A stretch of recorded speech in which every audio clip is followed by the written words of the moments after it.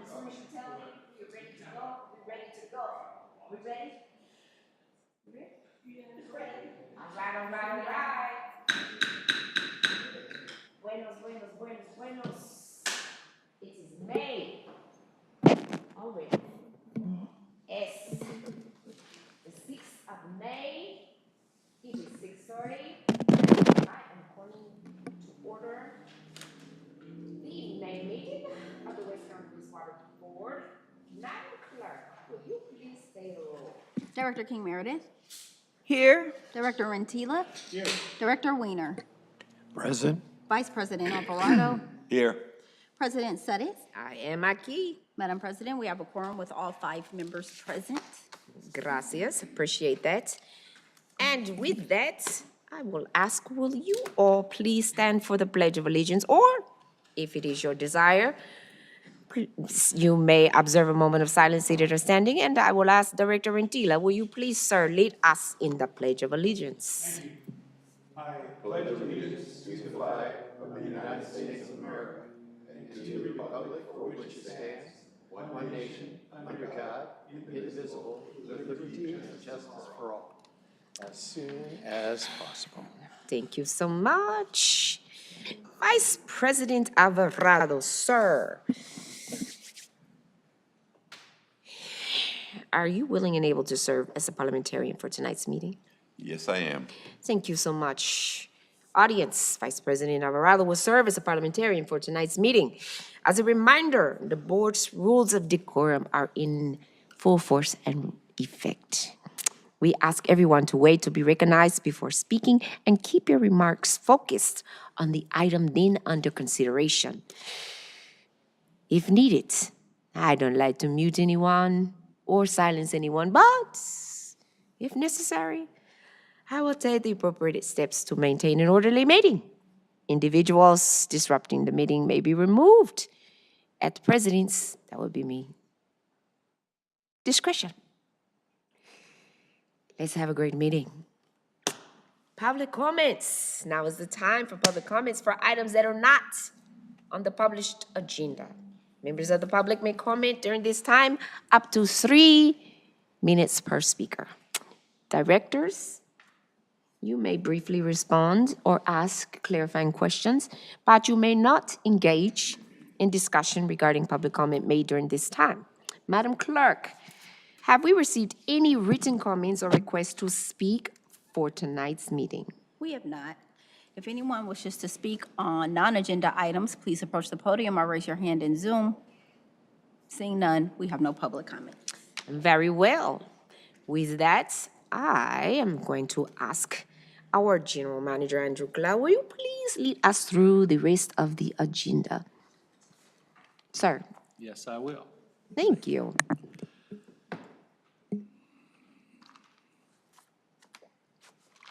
The consent calendar consists of items 1 through 3 on the agenda. Madam Clerk, have we received any written comments or requests to speak on consent calendar items? We have not. If anyone wishes to speak on consent calendar items 1 through 3, please approach the podium or raise your hand in Zoom. We have no public comments. All right. Directors, are there any questions or comments from any of you? If not, I will ask for a motion and a second to approve consent calendar items 1 through 3. I move the item. Thank you, sir. Second. The items been properly moved and seconded. Madam Clerk, will you please take the vote? On the motion by Vice President Alvarado and seconded by Director Rentila to approve consent calendar items 1 through 3, those in favor say aye. Aye. Those opposed say no. The motion passes 5-0. Thank you. And before we move to the regular calendar, I am going to make a change to that calendar. General Manager, I would like to move, or I'm going to move, an item that is listed on the agenda under number 9, the EV charging usage report. I'm going to move that from item 9 under other business, and we're going to move that to follow the technology action plan. So please make that note on your agenda, board members. And audience, you can note that. So we are going to discuss that after the technology action plan. I would like to let our staff member go home for the night. Absolutely. So with that, sir, back to you. Thank you. Next on the agenda is regular calendar item 4, to receive a presentation and adopt the technology action plan. Madam Clerk, have we received any written comments or requests to speak on this item? We have not. If anyone wishes to comment on item 4, Technology Action Plan, please approach the podium or raise your hand in Zoom. Seeing none, we have no public comments.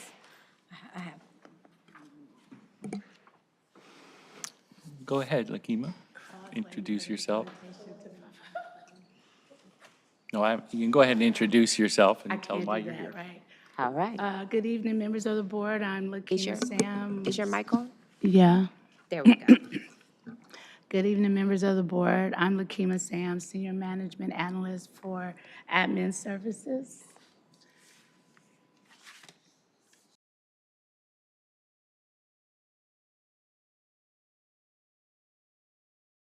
I can-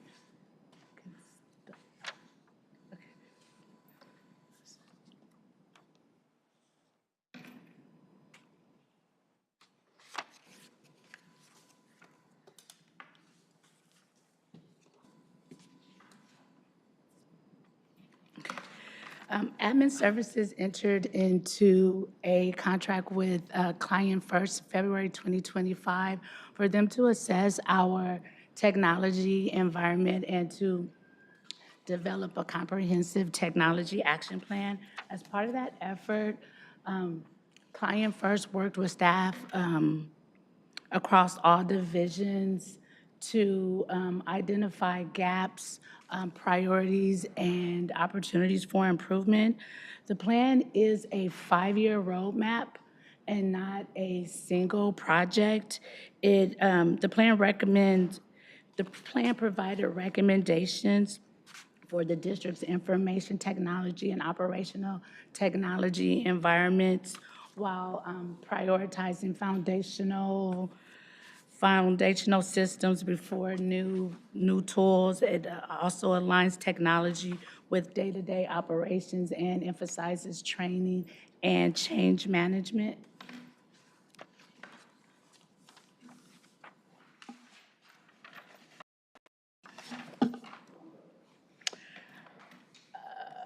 Okay. Girl, I can't find it. Well, what happened? I'll find it. Sorry, Robin. Just have it.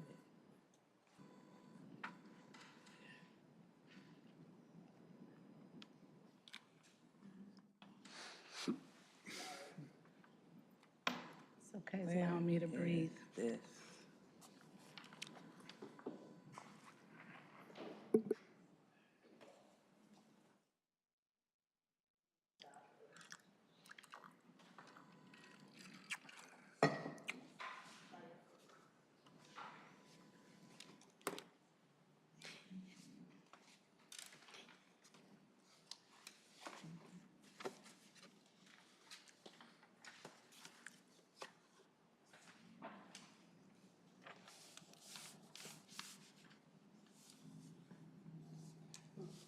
There it goes.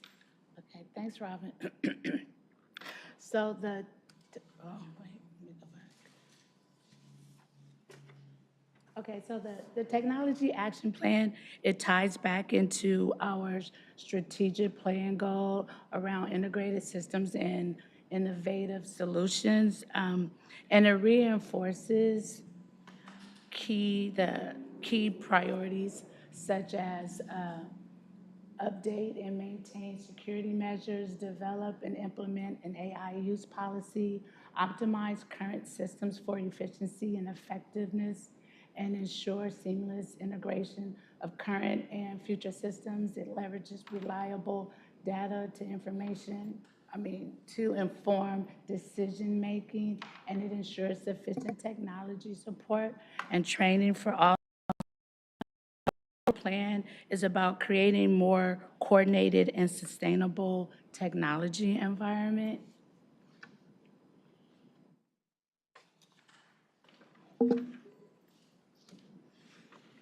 It's okay. Okay. So as mentioned, Client First engaged staff across departments, and several consistent themes emerged, such as there's too many manual processes and spreadsheets. Systems don't always talk to each other. Staff lack the training needed to fully leverage existing tools, and staff also often spend time working around systems instead of working with the systems.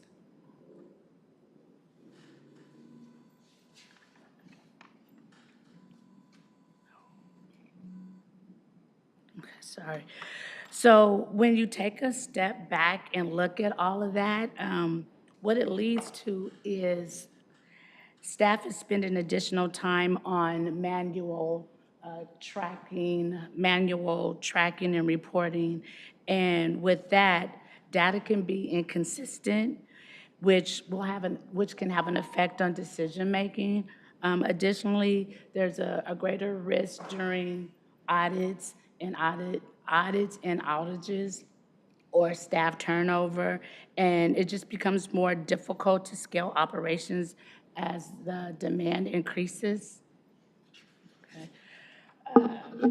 So the plan identifies systems that are core to WCW's daily operations, such as our ERP, which is our finance, payroll, and HR, our SCADA system, GIS, and asset management, which is GIS and CityWorks, the laboratory information management, document management, which is our Laserfish, and Microsoft 365.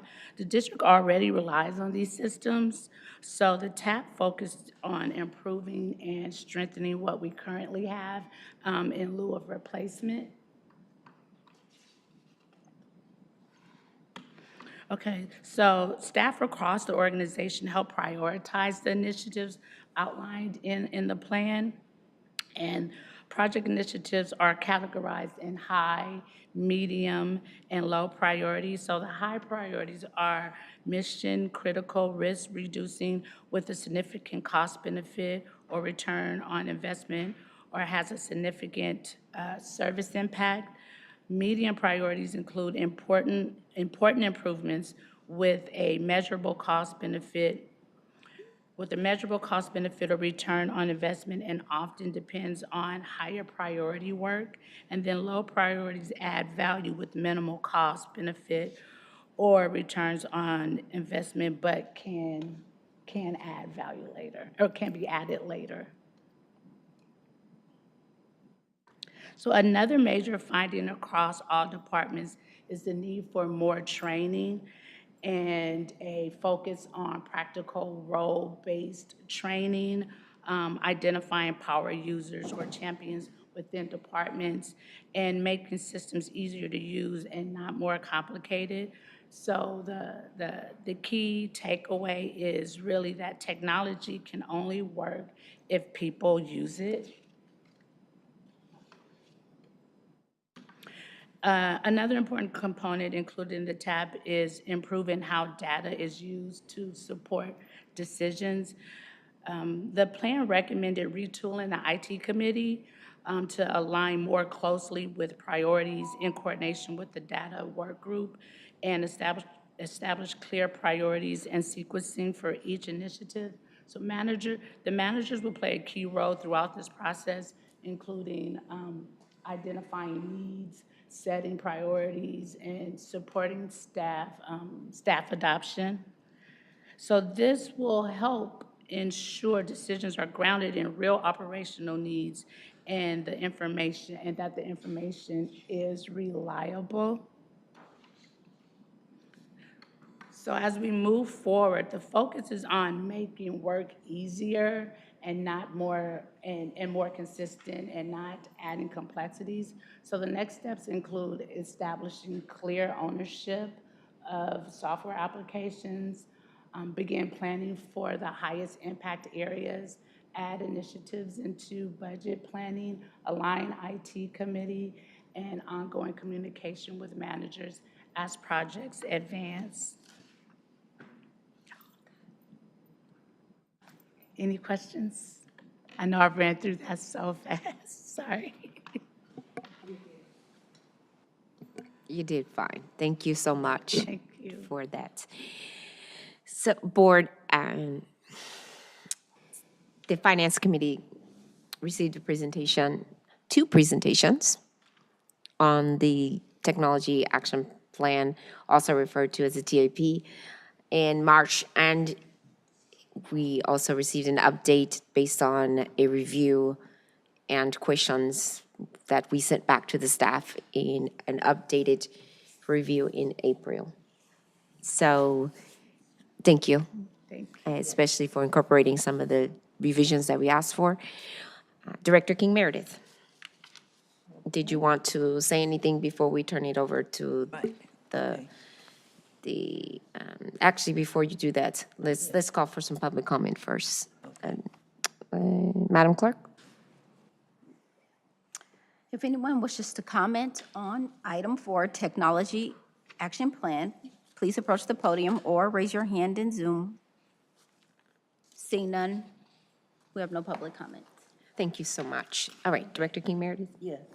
Okay, thank you, Madam, I'm going to say Madam President / Madam Chair. I'm going to put it like that. Thank you, Lakiba, for your report out. Yes, it went through our Finance Committee, and we did, as our Chair has mentioned, that it came to us twice.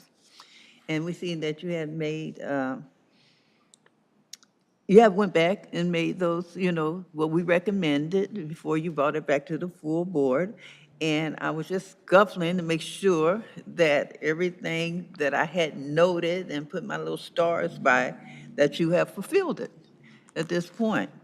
So with that, I really don't have anything to say, but thank you for doing the presentation and bringing it back to the full board as we recommended for it to be happening. Madam Chair? There are a couple of things. Thank you, Director King Meredith. We did want to point out, you already knew what I was going to say. She probably already knows what I'm going to say, is how this ties back To the technology. the To the strategic strategic plan. You already know what my question is, right? So you want to, okay, so, and the board probably knows my question too, because I ask this question so often, so I want to make sure, for the board's sake, but also for the public's sake, how this ties back to our strategic plan. And I know that we've noted this in the staff report, but, not everyone's going to sit and read the staff report. So I'd like to make sure we have this highlighted, especially because we're getting ready to adopt this wonderful, very data-driven, heavy plan. So I would like to just note it for the record. That's one of the things that we charged staff with, was to make sure we are making decisions that were data-driven and that was going to build capacity, et cetera. So could you please highlight and feel free to turn around and ask the Deputy General Manager to come up and assist you with that, and how this ties back to some of the core essentials that we listed in our strategic plan, and how this ties back to that. Please. Good evening. Good evening. Deputy General Manager. Yes, thank you for the question. This plan is actually kind of one of the core components of our existing strategic plan, the goal related to innovative systems. Actually, just went on, my notes were just down. Give me a second. Here we go. Integrated systems and innovative solutions is the broad goal. And so very specifically in the strategic plan to come up with an IT strategic plan. And the technology action plan really fulfills that goal and that component, as this plan is giving us the framework and the focus that we can work over the next 5 years towards all the other objectives into that strategic plan goal, related to updating, maintaining cybersecurity measures, develop and implement AI use policy. We have the policy adopted, but now there's the implementation that we're working on. This is an ongoing project.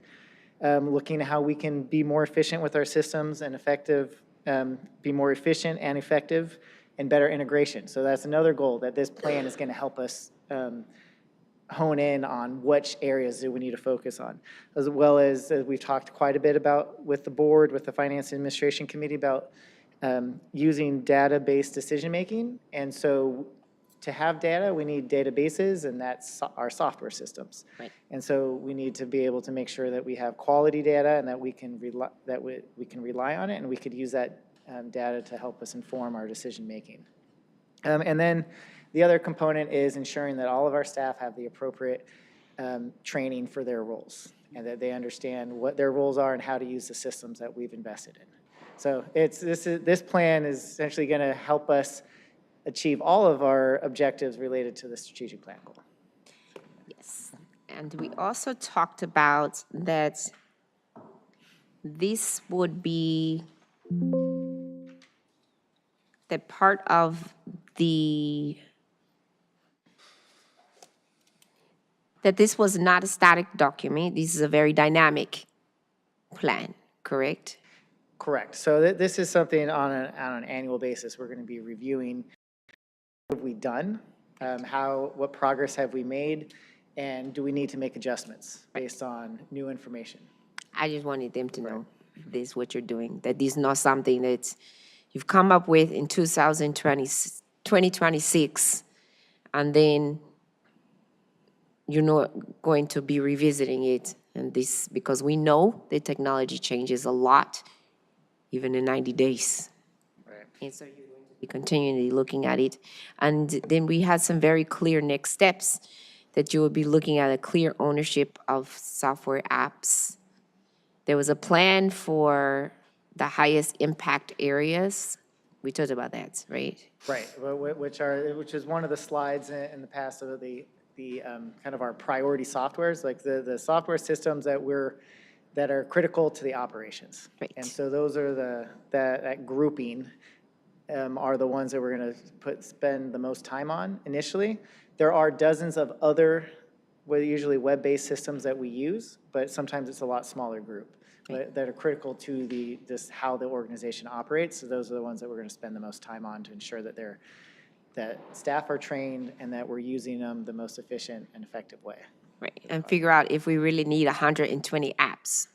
That's another. We have 120 apps in use right now. So when they counted it up, yes. Figure out if we really need that, or if there's a way to be more effective or efficient. And then the other one was, you're going to add to the budget planning once you go through the technology action plan. The technology action plan, I think it was really important, and thank you for putting it on the slide, Ms. Sams, that this is a 5-year roadmap, not a project. So can you just explain that again, so that not just the board, but the public understands what that actually means? It's a roadmap, not a project. Right, so this is giving us kind of the framework of things to work on. The budget, the specific initiatives will come as part of the annual budget process, the annual biannual budget. As part of the technology action plan and the attachment to the staff report, We did provide kind of the list of initiatives and ranges of cost, just so the board can have an idea of what may be coming in future budget cycles. This next budget cycle for fiscal year '27, several of the initiatives will be part of that, and then we can, during the budget process, we can talk a little bit more specifically what we plan to work on for fiscal year '27. And that was outlined in the actual staff report, and especially when we talked about the SCADA system, right? Right, I mean, that's probably one of the more, I mean, one of the, again, as a critical system to operations of our wastewater treatment plant. Exactly. Okay. I think I've pulled out enough Okay. vital information that I wanted to make sure was on the record. So, I just wanted to make sure it was on the record, so, thank you. Okay. And thank you, Ms. Sams, as well. I know you don't want to be at that microphone, but it's part of the process. Okay, so let's see how many more questions. All right. You have more questions? Not yet. No motion yet. Just hold on to it. Hold on to it. Okay. Director Weiner, you have any questions or comments, sir? I do have comments, and most of my questions will be rhetorical, so I'm not going to put you on the spot. I have been a student of the information technological revolution from the time punch cards fed programs to room-size mainframes. Mainframes whose power to store data, compute, and display information are now dwarfed by computer chips in our phones. Now, our phones are destined to be used as display and input devices to and from millions of servers that reside in warehouses the size of Detroit auto factories of the 70s. The social and economic changes to our environment and humanity through this technological change are subjects only future historians will be able to identify because of the speed these changes are occurring. How does my 30-plus year work experience color my reading of this plan? These are some questions that come to mind. Where does our data exist? Is it bounded by our own storage devices? Is it bounded by our own computers? Does the control of our infrastructure lie exclusively within the district? The answer is sort of, and that is why security is so important and is a major cost of any software. Do we need to pay this cost, or is there an alternative? I missed a sentence. The architecture of our technology uses the internet and cellular signals, none of which are in our control. Do we have exclusive GIS information stored within the district? The answer is sort of, and that is why security is so important and is a major cost of software, of any software future. Do we need to pay this cost, or is there an alternative? Another concern of our plan is data. Databases are abstractions of the information that humans used to memorize, learn, and create to operate our plant and our entire district. They are fixed and do not have insight built in. The pitch in this report is that AI will overcome that shortcoming of data models. To transition from human beings using their creativity and knowledge to keep our plant running, the report requires change management, which will implement downgrading of our staff's participation to watching software commands carried out by automated machines and going from being journeyman expert men and women in wastewater plant operation and repair. Most of the report illustrates that management is the focus of most of the software. Manage is used 89 times in 30 pages. How many managers will be replaced or created by this software improvement plan? My final concern is, will the people who work in this district universally enjoy the future described by this plan? My ask is that our executives consider the socioeconomic implementation of such plans on our district's personnel when consultants present their roadmaps to the district's technological future.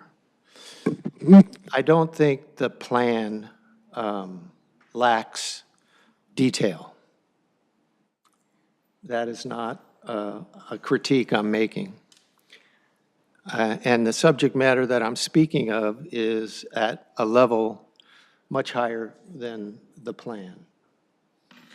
And it's food for thought because of the way things are going in the world of computing. And they are not what they used to be, and they are not going to be what they are today.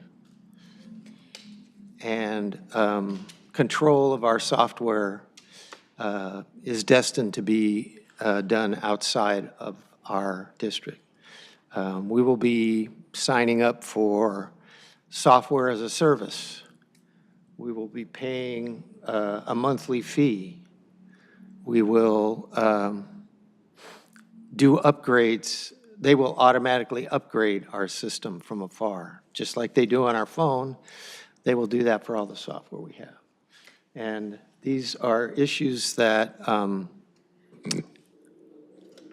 our district may not be able to resist, but we should consider these things because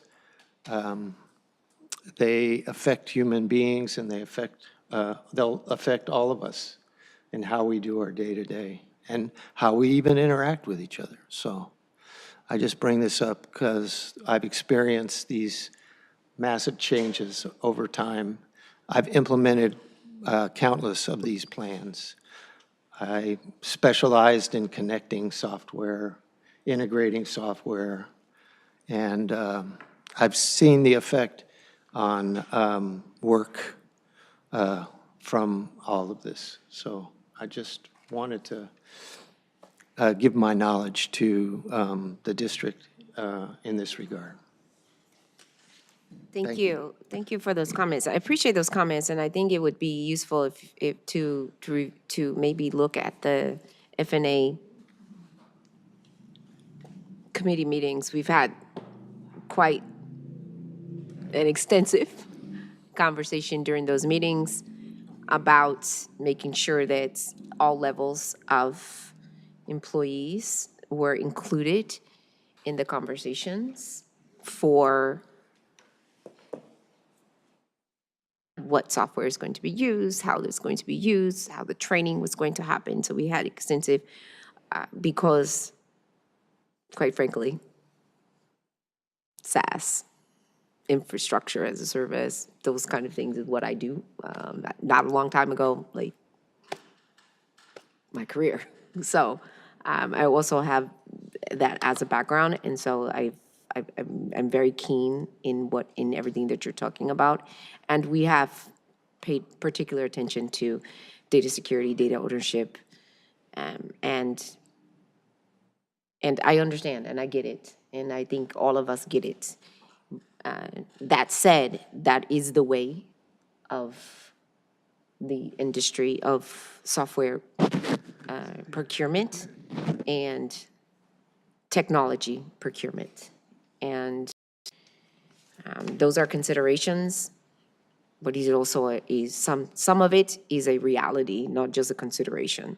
So we're doing our best to deal with it on a very, not just a practical or pragmatic level, but a real level, a realistic level on what, not only what can be afforded, but what is effective and efficient, but what is affordable.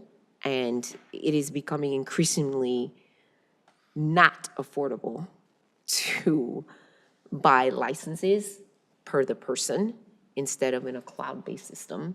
And so doing what we can, we trust our counsel and our legal staff to give us the legal protections that we need when it comes to data security, data ownership, and those things that you mentioned for data protection and for protection of the district. That is why we have such competent counsel for those reasons. And quite honestly, I know from my own professional knowledge and professional experience, I tend to ask a lot of questions in that regard, which is why they went back and had to come back the next month to bring us additional information. But I do appreciate and respect these questions because these are, except for the one about punch cards, I have no idea what that means because I don't know what a punch card is. So we're gonna have to talk offline so you can tell me what that is because I was gonna have to Google it, but I didn't want to do it in a meeting. But you can tell me what a punch card is because I don't know what that is. I know the other stuff, but I don't know what a punch card is. Decoder. I don't know what no decoder is. What I mean? A punch card. Do you know what a punch card is? They do. It's right up there with an inkwell. With an inkwell? Silly buddy. Okay. All right, okay. I'm dating myself that I'm not. Y'all gonna have to tell me later. So, with that, Director Antila? Yes, I appreciate your words, Director Weiner. I understand what you're saying, and I've looked into this myself, and I mean, it is our duty as directors to make sure that AI and technology doesn't run away. That's why we were elected. But I also want to congratulate and thank staff for putting together this presentation because this is a brand-new plant we're looking at, and forward thinking is imperative. We need to look forward because, you know, it wasn't that long ago that we had the Model T and now we have autonomous cars and AI is here to stay. So we just have to stay on top of it as much as possible and make sure it doesn't hurt us. And I appreciate the fact that our policy, we have policy that we can't have AI replace our workers. And so, again, I appreciate forward thinking this. And I also appreciate the fact that this document is going to be a fluid document because we're going to have to revisit it, much like technology changes with your solar panels. So with that being said, thank you. You're welcome. I have no questions, but I do have a couple of comments. Yes, sir. I think the research and the back and forth between the committee and staff was a necessary, healthy thing. And it's nice that you actually gave this, from what I can hear, a lot of thought. Especially with what Director Antila says about this not replacing any staff. No. That we be mindful of that. And this also has that avenue where we can go back and revise this if we need to. So I want to thank staff. I want to thank the committee for their work in this. And that's my comments. Thank you. Thank you. Any other questions? You still have questions, Director Weiner? Are you good with it? Yeah, I Okay. said my piece. Thank you. And with that, okay, now you can.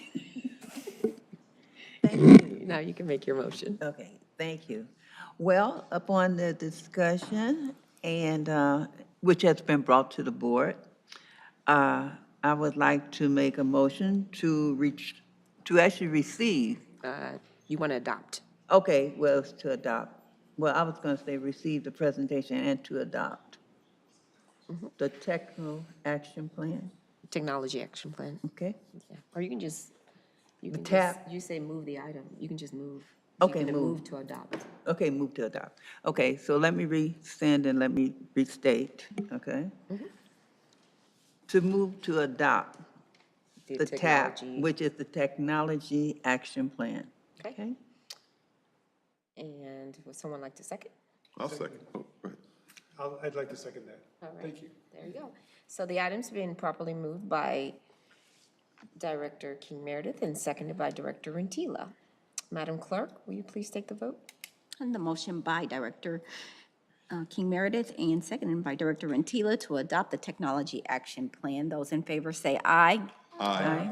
Those opposed say no. The motion passes 5-0. Thank you so much. Sir, next item? Thank you. Just before I go immediately to the next item, a number of the comments that you made, Mr. Weiner, you said were rhetorical, and they made reference to the future.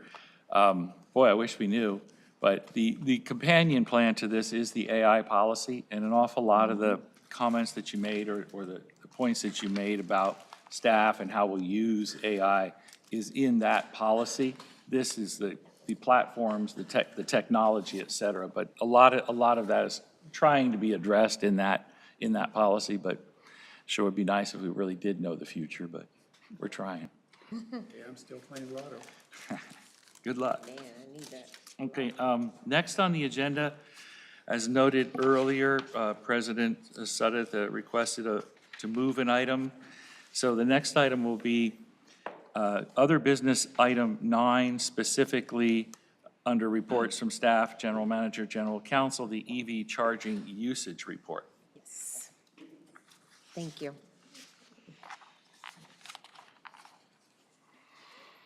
Yes, come on up, Janae, and you can on, introduce Janae. yourself. No, it'll be after. All right.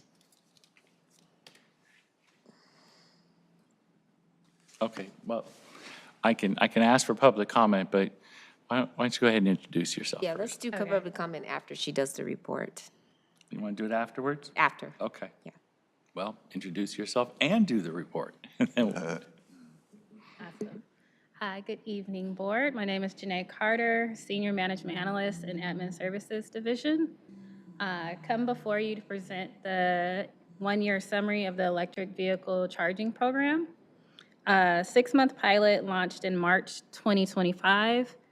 It concluded in August, and the Board adopted the EV charging policy on October 1st. Thereby ending the pilot program and establishing the program, and establishing the program. The following summary is compiled from data collected from ChargePoint between March 2025 and February 2026. Charging is available from 6 a.m. to 8 p.m. for 4 consecutive hours at a rate of 41 cents per kilowatt hour. The fee is structured to recover the cost of electricity rather than generating a profit. Before we go into more detail, I remind the board that this program aligns with our strategic plan to be environmental leaders, as well as increasing engagement, partnership, and advocacy by providing accessible resource for the district and region at large, and reducing greenhouse gas emission and reducing our gasoline consumption.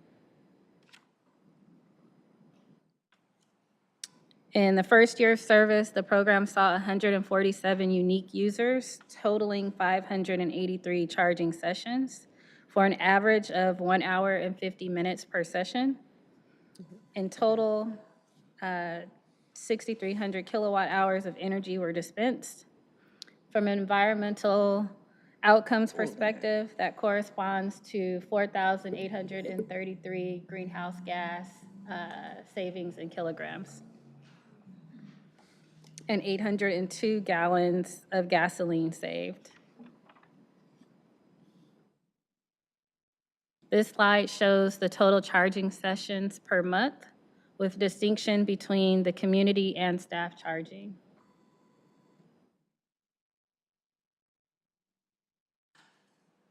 This slide shows the unique users per month with an increase of new users peaking during summer months.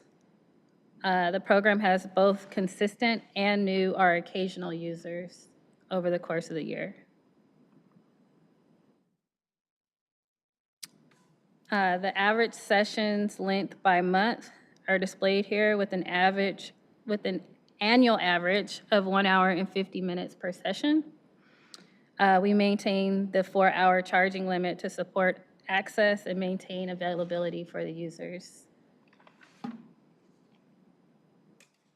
The energy dispense substantially increased after the first few months of the program as more users began to utilize the program. This aligns with the uptick in the average session length increasing. The heat map provides a quick visual of Northern California users. As requested by the F&A committee, we drilled down on the data and can report that 49.15% of users live within our district. An additional 9.1% are within the greater Contra Costa County, and 38 district and the county.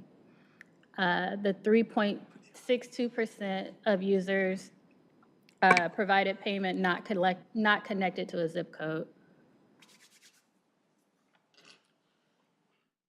This concludes our electric charging program performance summary. I'm happy to take any questions. Before we speak, we would like to know if there are any comments from the public. Madam Clerk? If anyone has any comments on this item, which is the EV charging usage report, please approach the podium or raise your hand in Zoom. Seeing none, we have no public comments. Thank you so much. First of all, thank you so much. Thank you. Great presentation. And especially thank you. And you and Deputy General Manager, thank you so much for the revisions to the presentation. My favorite too, of course. The tie back to the strategic plan. Always my favorite. Both in the narrative and in the actual presentation. I always favor the little graphics on the top. Director King Meredith, first, before you speak, and to the rest of the board, again, the F&A committee, Finance and Administration Committee, not to use acronyms, reviewed the report at the April 9th meeting. We received this report. We gave some feedback on the usage report and requested a few changes as noted by Ms. Carter in her presentation. And so we will give you a little bit of feedback again before we take questions or comments from the board. Director King Meredith? Okay. Thank you, Madam Chair. And thank you, Janine, Ms. Janine Carter. Janae. Janae? Yes, Carter, for presenting and bringing this to the Financial Committee on April 9th. I see that it was, thank you and the staff for actually putting everything in line for this 6-month presentation that you had given me. I think when I had mentioned, when you had given me, I think I went a month beyond, and you didn't have that information of yet because it stopped, in February. But just to say that, you answered the questions. We went through a lot of questions. We asked you about the kilowatts and the whole bit, and, you presented that all out to us, what we need to hear. Even for the charging, the charging and the overview of the program was very helpful to see the gradations, how each month carried and showed the uses and the hours and the limits. And I mean, you all put it together. So to say that this is the program that has been presented to us, that I was very pleased, of seeing what the staff has done. And I was just looking over my notes, and you have answered everything that I had in my little notes here at this point. So with that, I'm satisfied, and thank you for bringing it to the full board. Thank You you. and staff. Thank you, Director King Meredith. I think the biggest question was, I think the only question was just ensuring that, I think there was a question about CARB. We were going to find out if we were enrolled in CARB. Did I owe you something on that? I have a question, I have a note here that I think I owe you something on that, right? I don't think you guys knew about CARB, but I think I did, and I think I owe you some information about that. Is that right? I think it's me, right? Because I got my notes. Because that's the note I have on my paper, Yeah, that yeah, I that's owe it. you information about CARB so that we can get enrolled in CARB. So that's on me. So, So you answered your own question. yeah, I think I answered my own question. That's what happens when you come to a meeting with a headache, right? So, yeah, I need to give you information about CARB. And then, the other thing was, the second question was, I wanted to make sure that we publicly post this information on our website. I think I mentioned this at the meeting, and this is really for Deputy General Manager, that we post this, that we let the public know about the actual, what we're doing as far as like the greenhouse gases and the energy dispensed and this kind of information, just a link to the report. We were going to post it. You said you would find a good place where we could Yeah, publicly. we have not done that yet, but this is available on the agenda, obviously, as that's publicly Yes, available. but we I can wanted to make it. more yeah, prominent. We can More work with the prominent. You communications said you would manager. find a space for me. Okay, I just wanted to make sure we don't forget that part. That's what the notes that I had, is that we were going to find out the most zip codes tied to the strategic plan, and make sure that we find some place to publicly let the public know that, okay, you know what? Our pilot is over. We're in full-fledged EV mode now, the program mode. And this is how we do. This is how we're doing so far, that it's working really well. And this is how much energy, we're saving. And so I just want to make sure we can put a link there to the actual report, publicly facing. So that was it. Thank you, Ms. Carter. Good job. Thank you so much. So now let's see if they have any questions for you or any comments for you. And this time, since I started on my left, I'll start on my right. Return to you. Wonderful. I have a few questions. I was curious how you calculated or quantified the $802.41 in gasoline savings. Do you look at the electric cars and say it's a certain size? Or how did you get that number? The charge point system calculates that for us on the dashboard. It generates the kilowatt, I think it's the kilowatt use. Yeah. And it converts it. Okay. And then my question, and it's kind of a concern, is that it looks like almost 50% of the users are outside of our territory. Where's the disconnect? Can I say something? A lot, so some of those, they may not live here, but they work in our district.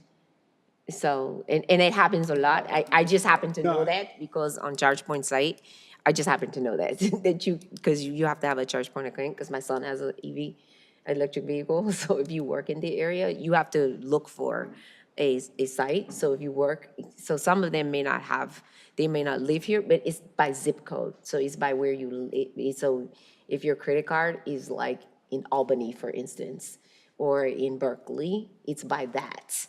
So you might work across the street, but your credit card might be in Albany or Oakland or Richmond. I see. So you're technically outside of our service area, but you work here in the area. So Yeah, that's what that means. Yeah, because my concern was why people in this proximity are not reaping the benefits of this, but I think that's Yeah, because I don't work. reasonable. So if I was driving a car, like my son works in the South Bay or San Francisco, he works in San Francisco. So he's gonna charge his car in San Francisco. So if he uses his card is gonna read 94803. And so, but the charging station is in San Francisco. Yeah, I get So that. it's gonna read outside of the area. So it's kind of dissimilar, right? So your credit card is going to say oh, he's from El Sobrante, whereas but the vehicle is going to be in San Francisco. So I asked for this so that I could see kind No, of I where it's appreciate coming it. from. Yeah. These kind of, I just wanted to see, make sure they're not all coming from like Sacramento. Yeah, yeah. So, because the heat map kind of shows, it's still relatively within our area.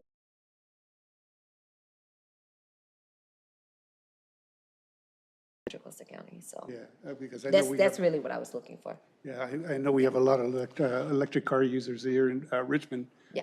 So is there anything you'd like to add to that statement, Ms. Carter? No, President Sutter summed it up perfectly.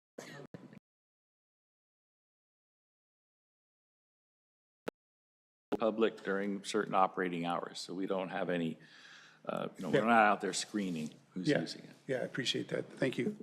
Thank you, Director Antila. Oh, did you have more questions? Okay. And Director Weiner? Thank you. Yeah, the report is cool. Really like the plan, the thing we're doing, it's great.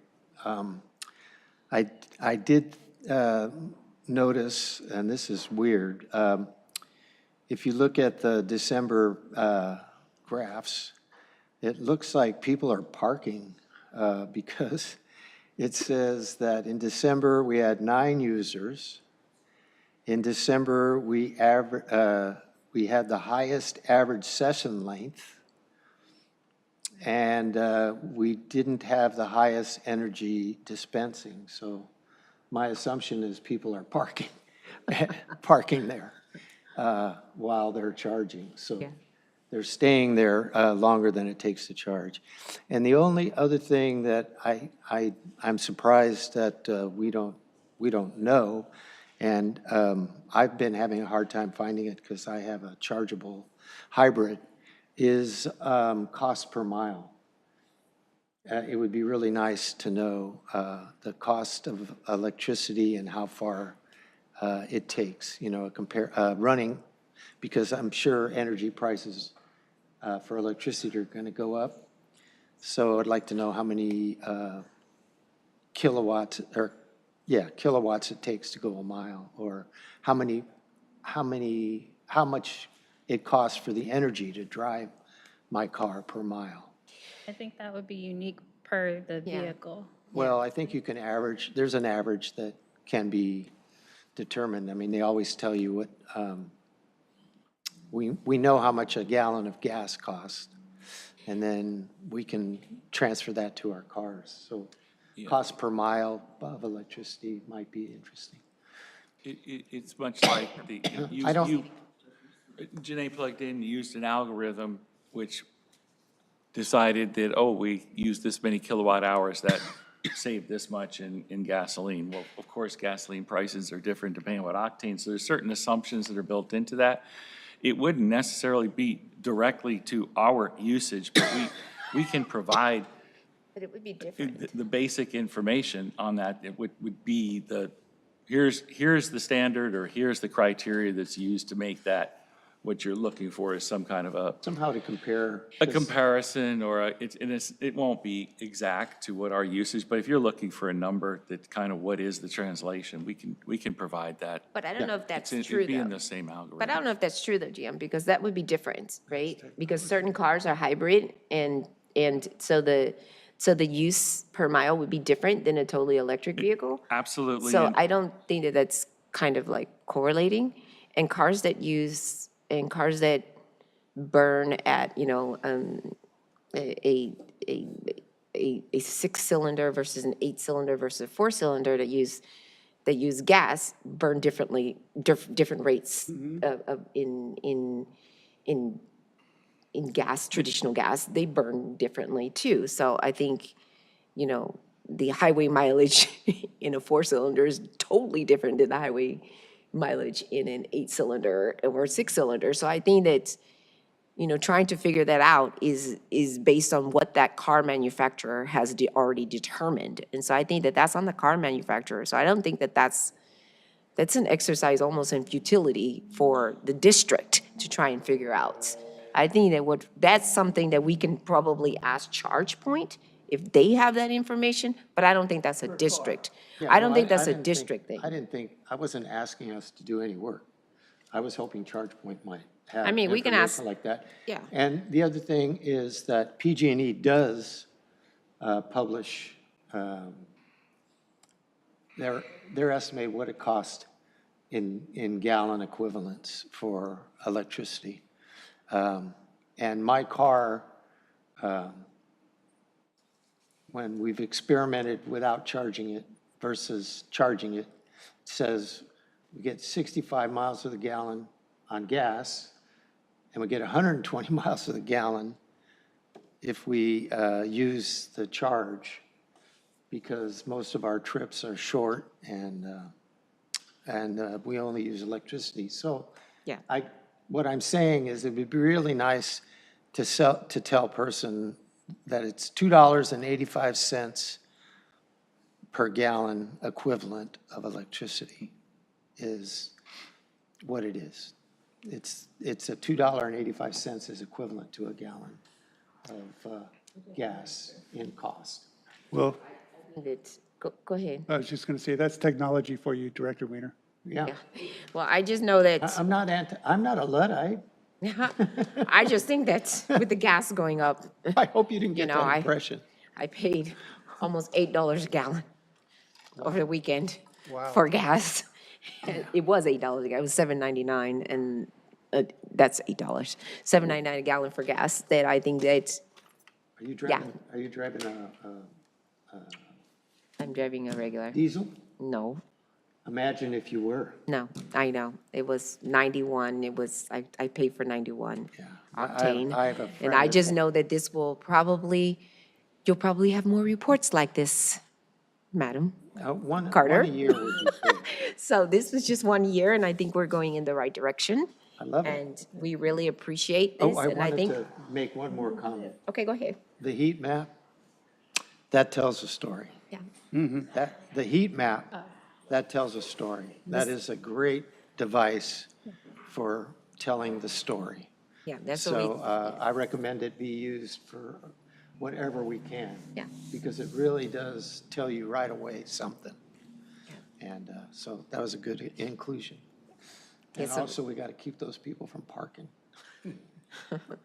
That's what we told her. That's what we say. Yeah, that's one of my favorite things is seeing that map. All right, any other comments? If not, we I have will. one additional comment. Go ahead, sir. The type of information you're asking for, Director Weiner, is, for example, in the climate action plan, when we say, oh, we dropped this many commute miles and it translates into something, that's what I meant, that within those algorithms, they factor in the usage and how many are hybrid and how many are whatever. I don't know what all those parameters are in there, but as part of the update, next time we do one on the climate action plan, we can provide that kind of information as part of that report. That's what is looking at that kind of usage and those kind of comparisons. What Janae was providing here was simply the straightforward data. Here's the usage. Here's what's happening out there. But that kind of question we can get into as part of the climate action plan update. If I was a user of that, of our charger, and the cost to me, I knew the cost to me of driving using our charger. And everybody heard that, the cost to you, because it is no gift of public funds. We all will pay for the electricity and cover the cost, but we're providing a service to the community. And so, Okay. we might be the cheapest electrical charge in town. We don't know. All right, I think that charger subject is Thank you. done. Thank you so much, and we have, okay, we're only receiving that report. So, thank you. Report received. Next item, sir. Yes, ma'am. Next. Now we'll go back to the regular agenda. Yes, next on the agenda is regular calendar item 5, to receive an overview of the Quarter 3 fiscal year 2026 Board Quarterly Report. All right, thank you. Would you like to check for, I will ask, Madam Clerk, if you received any written comments or requests to speak on this item? All right. We have not. If anyone wishes to speak on Item 5, Board Quarterly Report. Please approach the podium or raise your hand in Zoom. Seeing none, we have no public comment. Thank you. Madam President, I'm just going to do a very brief presentation, if you want to call it that, on the quarterly report. Sure. We will be looking for feedback from either now, later, from board members individually, or as we do this. But what this report is, and I see a couple things right here in our headlines I missed when I reviewed it that I'll mention a little correction on. But it's just providing data and a high-level overview. We're able to collect more data than we were before that we know to be accurate and reliable. This is not a series of performance indicators or managing our overall efficiency or effectiveness, but hopefully on a quarterly basis, the type of numbers that you can see, what are we doing, how much water are we treating, how much is being recycled. There's a number of other things that we could add in here and refine, but rather than being stuck with perfection paralysis, wanted to get a report out to you so you could take a look at it and see in concept the types of things that we can put in here on a quarterly basis. There'll be more, it'll change. We can provide a little bit more narrative at times when there are some trends that we can see and patterns developing and things like that. But that's what it's intended to be, is just sort of a snapshot of, in this quarter, here's what was going on, and here are some of the numbers. And if we see some trends, we'll start to report those. But by themselves, a lot of it, you can see on the headlines pretty clear. Oh, let me make sure I make our statement here. President Sudduth, you'll see on the top of the page, the strategic plan, basically it almost everything in the strategic plan, because we're trying to report out, but it's infrastructure optimization, partnerships, and financial stewardship, et cetera. So I wasn't really going to go into a lot because it's data from across the agency. Yes. So if you look at infrastructure and planning, a couple of SSOs, and we define what that is later. You see how many miles of pipe we cleaned. You can start to see averages, and we can start to see things, numbers that you might find interesting or useful in explaining what we've been up to at the district. I do want to point out water quality and resource recovery. It's correct down in the details later, but it says average flow 993 MGD, million gallons per day. No, that should be about 11. That's 993 million gallons during the quarter. So that's a total as opposed to an average. And then on the next one, administration, it says recruitments completed 3. Where is it? Vacancy rate. Obviously 3 is not a rate, because we have 3 vacancies, so we can 3%. do the math, was about 4.5%. So, but we'll hopefully correct these kinds of things. I missed those. But if you have any comments tonight, or if you can take a look and review it, the intent is to have it just as not as a presentation each time, but rather as a report that will be published and available to the board on a quarterly basis. And we'll be looking forward to receiving feedback from the board members in whatever format you'd like to let us know over time, because it will change and be a little bit different probably each time for a while as we adjust it. Thank you for that. Madam Clerk, have we received any written comments or requests to speak on this item 5? No, we have not. I'll ask again. If anyone wishes to comment on item 5, Board Quarterly Report, please approach the podium or raise your hand in Zoom. Seeing none, we have no public comment. Thank you so much. I do have one more general manager comment. I'm sorry. No I just problem. wrote it down when Lakima's gone. But I don't know how many times she said, as data becomes more reliable. I think she also made reference to accessible. That's exactly the story here, is getting more accessible, reliable data. And that's been a challenge, but that's what a lot of these technology platforms are about and how we're utilizing those. And the comments questions that you had for Janae about some of the electrical vehicle charging, those kind of metrics we can put in here, some of those simple ones that she had on a quarterly basis as well. That's not here right now, but those are the types of things ones that we can collect and our systems can readily produce for us. We're not trying to do a research project each time, but it will get better. It will get easier for us to find some other data that's of use and of interest, I hope, to the board. Okay. Thank you. And before we begin board comments, I have one comment. It's freezing. It is. It's freezing. Everybody up here is freezing. I'm getting comments on the left and the right. Everybody's freezing. Okay, there we go. All right. Thank you, sir. We can't pay attention. We can't pay attention. We got icicles hanging down. I know. Do we need to take a break? Okay, we're gonna take like a 5-minute recess. We'll come back at 7:45. We gotta warm up. Turn off your mics, turn off your Show you a mic. couple things. Yeah, Oh, my God. right? Yes? Oh, this kind of, I hear this at home all the time. It's cold. It's like, you got a parka on and it's 70 degrees and it's cold. Well, my daughter used to be, she's got a pair of shorts and a t-shirt. Yeah. There was an item that was on the city council meeting last night about a CO2 pipeline, which I found fascinating. CO2 pipe. Yes, the presenter talked about a possible pipeline from Chevron all the way around the marshlands and water to dispose of used CO2. I will send you the capture and send it. Yeah. Who, was the presentation from a community person? I think it was from an NGO, Yeah, non-governmental agency. And it wasn't, Don Gagne thought it was full of misrepresentations. yeah, because he's Mr. Pipefitter. Yeah. We've been in contact though with Chevron, with some of the engineers and, for the current easement for the gas pipeline. Yeah. So this around the marsh and everything, I'm not sure what you're talking Oh, about. yeah, they had a diagram and everything. I'll send it to you. I'll look, it was,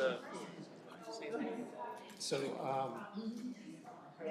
one of my favorite commentators, Heather Cox Richardson, she pointed out that the future is not predetermined.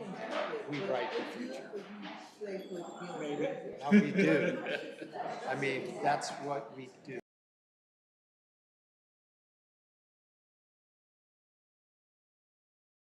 Technology, I'm just saying. It's moving fast. And predicting where it's going. I just heard the most horrific use of AI you can imagine, which is in war. Israel calls this guy up in Lebanon and says, do you want your family to die or you want to die alone? And they had so much information on the guy, and AI somehow decided that this guy was a member of whatever their current enemy is in Israel. And so they said, do you want to stay in your home and die with your family, or do you want to leave? He gets in his car and gets blown up. they've done it a number of times. And that's AI gathering all the information that's possible on the internet, and with CCTV and all that stuff to identify where and how and who. With a fair trial. And in the United States, they're pitching this technology, Palantir and all that. And so, what is to be is not inevitable. And we are smart enough to stop that shit in its tracks, but it's big money. It's going to take all of us working against it. Anyway, I'm not a Luddite at all. Okay, because if you said yes, I was gonna call you a liar. No, I know what it is. I was gonna call you a liar. Hey, so you don't like technology, Mr. I have an electric car? I was. Pardon me? You don't like technology, Mr. I have an electric car? No, I said I'm not a Luddite, dude. I wrote and implemented plans like this. I'm saying I know a lot about it. And I'm saying that the changes I I've just seen. had a really bad comment. I filtered it out. Congratulations.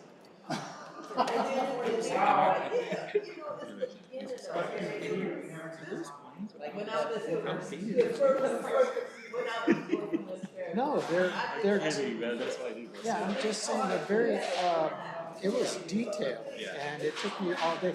I have some questions that I should have sent by email, but it took me all day yesterday to read that stupid thing. And so I didn't have a chance to get on the rest of the agenda and ask you some questions that I'm gonna ask tonight. But, yeah, not a lot of them. Well, that's obvious, but, I mean, technology can be used. No, we're all going, what the hell is this?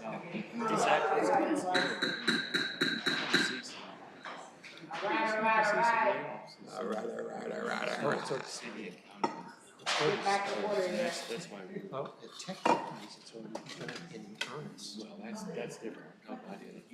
All right, board, let's take your seats.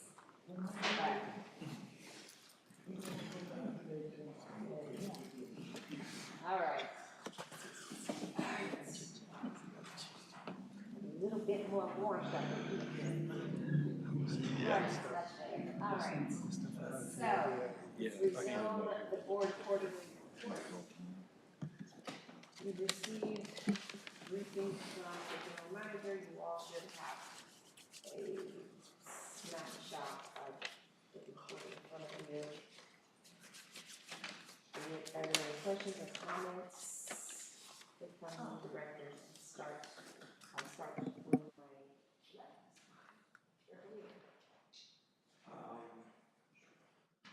First, my comment about the report is, I feel like it's what I need to do. This report.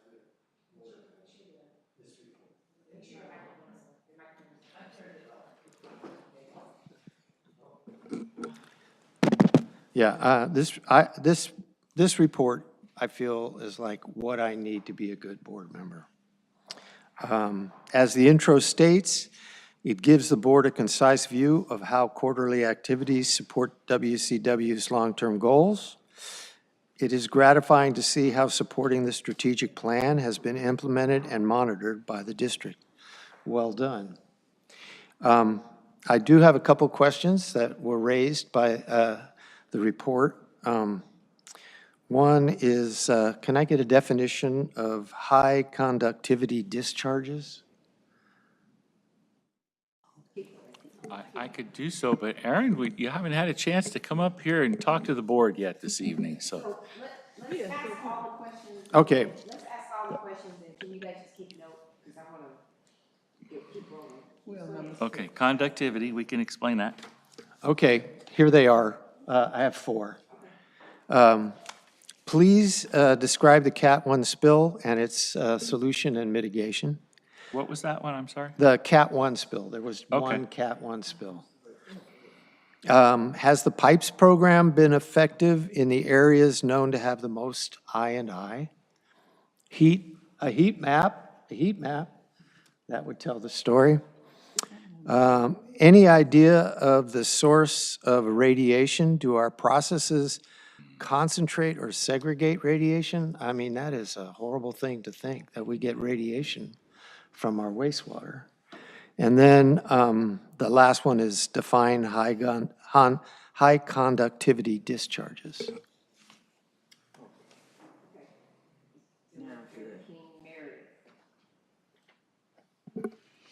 I don't have any questions. I'm fine. No comments, I'm sorry. No questions or comments. Thank you. I concur. I want to thank Director Weiner for asking my questions and commenting. Thank you.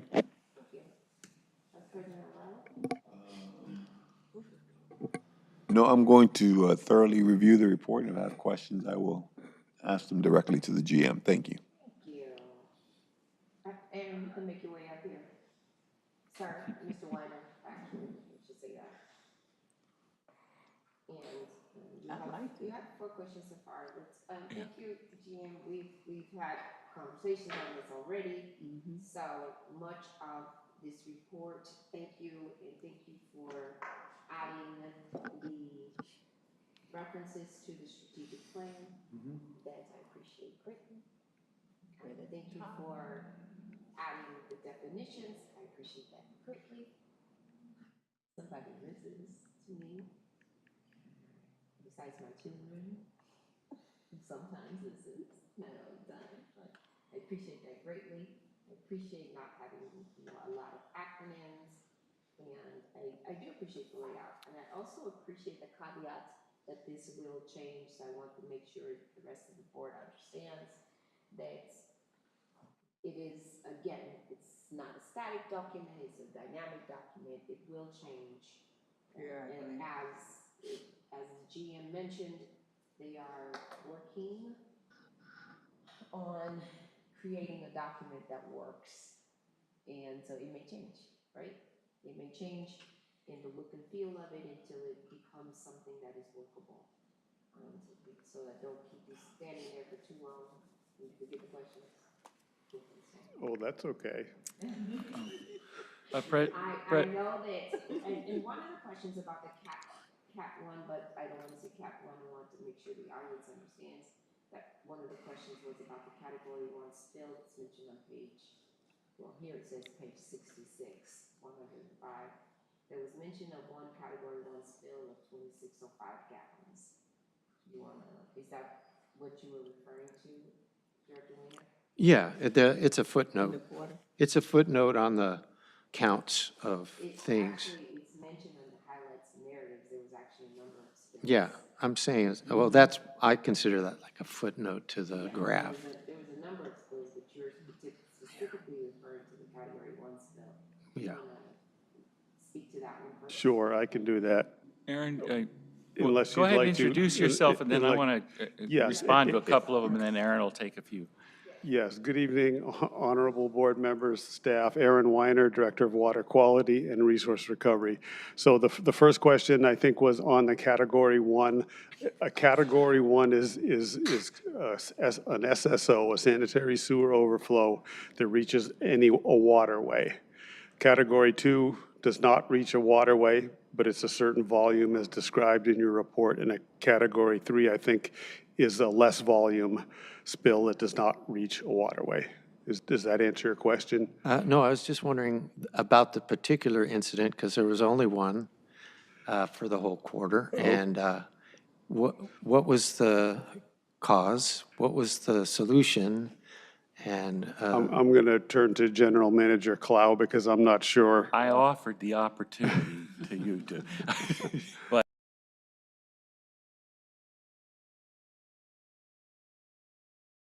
the moment. But this is a good example of something we have previous, like, do we put the total volume of spill, et cetera, and based on the interest that I'm hearing here, we probably will say total number of spills for total volume, released X number of gallons.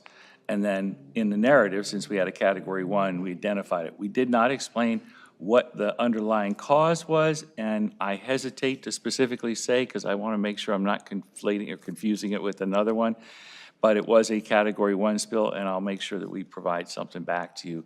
That's pretty simple to do. We could look it up right now, or somebody could, but we're kind of sparse. So I will get that back to you, Director Weiner.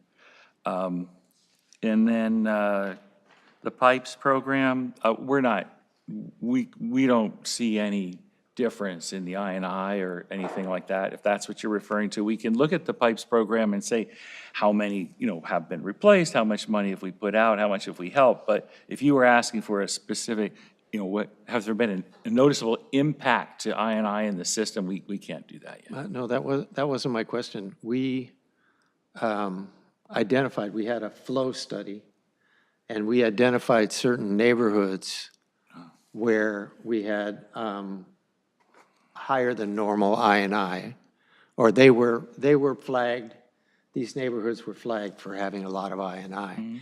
And I was wondering if the addresses of those who took advantage of the pipes program clustered around those neighborhoods, or how they clustered around those neighborhoods. I'm just wondering if our pipes program is helping to deal with I&I, which it should.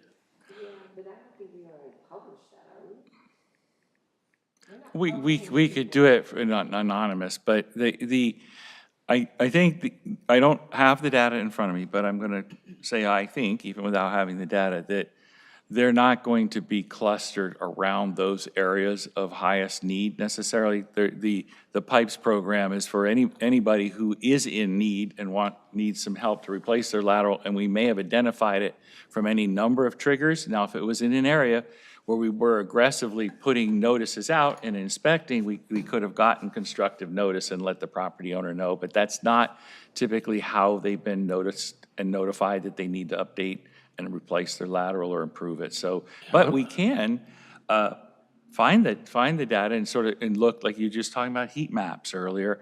I don't know how much data we have how good of a heat map, but we could show and kind of look and see if they are generally falling more in those areas or not. It would be Just an by, interesting. I mean, I was just wondering if by Yeah. chance that was happening. I'm gonna ask to look into it because I'm kind of curious myself, but still the answer would be it is a cumulative over time, over many years of many lateral replacements and sewer main replacements and cross connects, and that'll start to see a significant reduction in the I&I in a particular basin. You've got to get a very high percentage of all the leaking pipes within that basin to really start to see it drop down, because the water will find another way in somewhere within the basin is what we're typically finding. So, you know, you replace 80% of them and you see a 20% reduction. I mean, I just made up numbers there, but it was rather surprising when we were looking at this years ago, trying to figure out how much work would do it and how you can get these laterals replaced, which is a big part of it. And the assumption is it's kind of a 30-year real estate cycle that you'll get to almost all of them in about a 30-year period because of the turnover on the housing. So it's going to be that kind of a time frame for those, and it's combined with the work that we're doing in the system. Now, we haven't been able to necessarily see an overall reduction in the wet weather flow at the plant either. We don't have enough comparison from similar rain events. We've gotten huge amounts, but we've also gotten some huge rainstorms and had some really dry. So we've got to have factor in all those different antecedent conditions and see. But we are getting less spills. We are having less dramatic spills for the most part as we're repairing and replacing force mains. So we know that that's happening. And overall, in time, we will start to see a reduction in the I&I and the peaking factor at the plant. But as of now, we haven't really been able to discern or notice that's happening yet with the amount of work we've done on the system. It's still probably many years out before we see that, which is why we have an expanded EQ basin. Let's see, radiation, I can take that one and then have a way at anything else you want to say about radiation and high conductivity, but we don't know where the radiation came from. It was an unusual circumstance. We now have a procedure in place. We asked our colleagues, we talked to BioSci. Nobody's had this specific problem before. We don't know. We did learn enough to know about what it was or how potent is it, and was it a problem? Is it concentrating in the plant at certain areas? We went through and tested and looked for all of that. Don't know. Sporadic, it hasn't come back for a while. Hopefully it doesn't. The best guess is somebody's dumping some kind of medical waste somewhere in the system is the most likely thing, but we cannot prove Medical it. waste. Yeah, but we can't definitively, but based on the signature and the amount of time that it remains active, et cetera. But it's, was what we were able to determine is what we know and what we saw was not posing an immediate health threat to us, but we didn't know that when we first got it, so we took a pretty aggressive and conservative approach to it to try to find out until we knew a little bit about what it was. It's unnerving because anything can come down the system, we just. Yeah. How did we even know? That got flagged at the landfill because they do radiation that's right, I screening read for that. background. Okay. Yeah, no, I read how that happened. Yeah. Yeah. And then the definition of high conductivity discharge? Conductivity, so conductivity is essentially dissolved solids in water. I mean, the more dissolved solids, typically the higher the conductivity. Same thing with like seawater, salinity, they're conductivity indicators. We get high conductivity discharges from several sources, from the leachate, for Chevron stormwater ponds, from Sobrante water plant. And our baseline of conductivity coming into the plant is probably about 700 microsomes. We have a water quality limit with East Bay mud of 900 microsomes, above which it can cause problems with their polishing facilities. So we are constantly juggling, asking Chevron to turn down their discharge from the storm ponds, trying to control the landfill leachate and the line pond discharge from the landfill. So we're doing a juggling act in operations, asking folks to, take action to control and meet that 900 limit for our water quality. And that's, I can think of it as concentration. Yes, Okay. yes. You defined it, you talk about microsomes and you define it total dissolved solids, but you want to explain what conductivity actually, what that actually means? It's the ability for it to conduct electricity. And so the various ions and solids in there increase it. And so the measurement is actually electrical measurement in somes, but it's caused generally by the total dissolved solids. Oh, so you can judge the concentration from the actual electric current results, Yes. the conductivity that you measure. They're a different measurement, but like one is measuring the actual electrical conductivity and the other is the total dissolved solids that are in there, which are generally what's increasing the level of conductivity. So they're different units, they're different measurements, but they both point to the same thing. So you'll have a higher microsome, you'll have a higher conductivity reading if you have higher dissolved solids, but of course it depends what solids you have in there and what ions. So Yeah, I'm trying to get the lingo.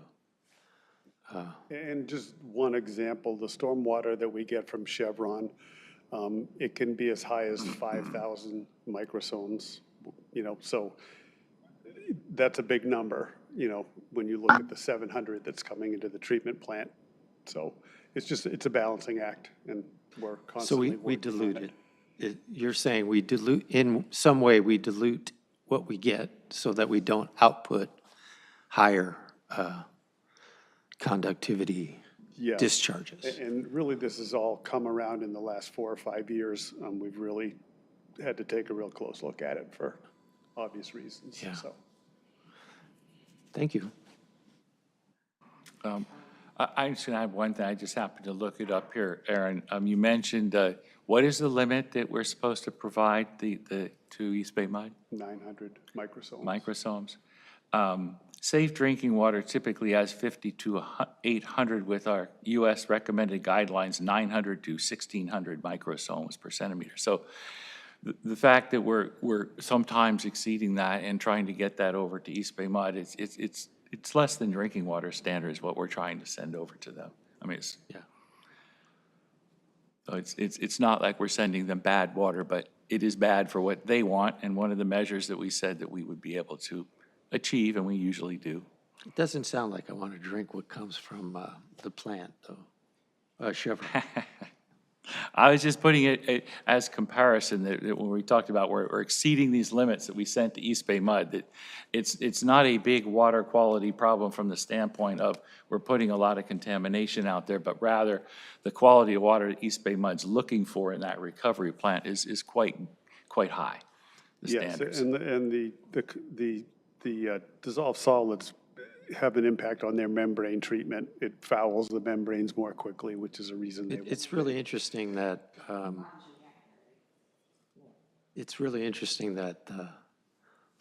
the high conductivity coming from the Richmond Chevron is going back clean and to standards that beat drinking water. So they send us really concentrated stuff, and we send them fairly polished stuff back. Well, that would be correct. Thanks, Aaron. Thank you, Aaron, for that. And I am going, thank you, GM, thank you for the report. And we are just receiving this report, board members, but I am going to say this, in the future, when we get these reports, and there is no action required on this one, but there is an action required for each of you. In the future, when these reports come to you, I'm going to implore you to please send these questions to the GM in advance. Send them by email, send them by carrier pigeon, don't care. Ask them in advance. Yeah, Give them an opportunity to Yeah. reach out to, the water quality manager, the deputy GM, either one of the deputy GMs, and then you can answer, and you can still answer your questions in the board meeting, but at least give them an opportunity to know and to research and get you the questions. And that goes for this quarterly report or any of these other things, like some of the questions we have on the EV charger or anything else. And we can go through these meetings a lot quicker, but I am not one who likes to sit here and we get this information way ahead of time.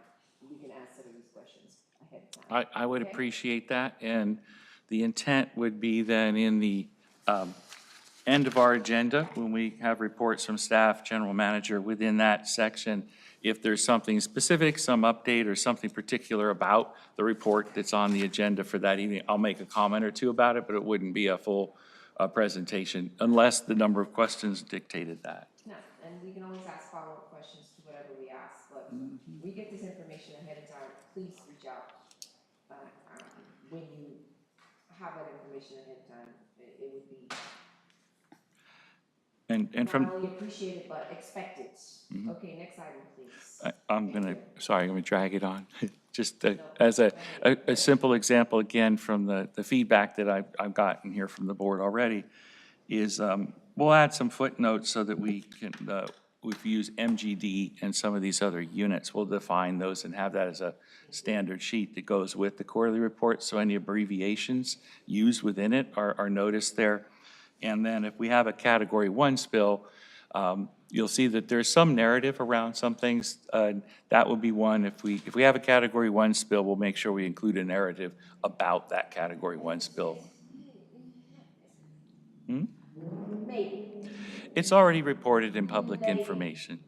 I want you to use your discretion I will. on whether or not it needs to be reported then, or if there's a reason not to include Absolutely. all of the information. Absolutely, if there's a reason not I'm to. going to let you use your discretion if all of the information needs to be included in that report. I believe that your report should be reflective of what you believe needs to be put into that report at that time. It's at Category 1, and we are a legislative body, not an operational body.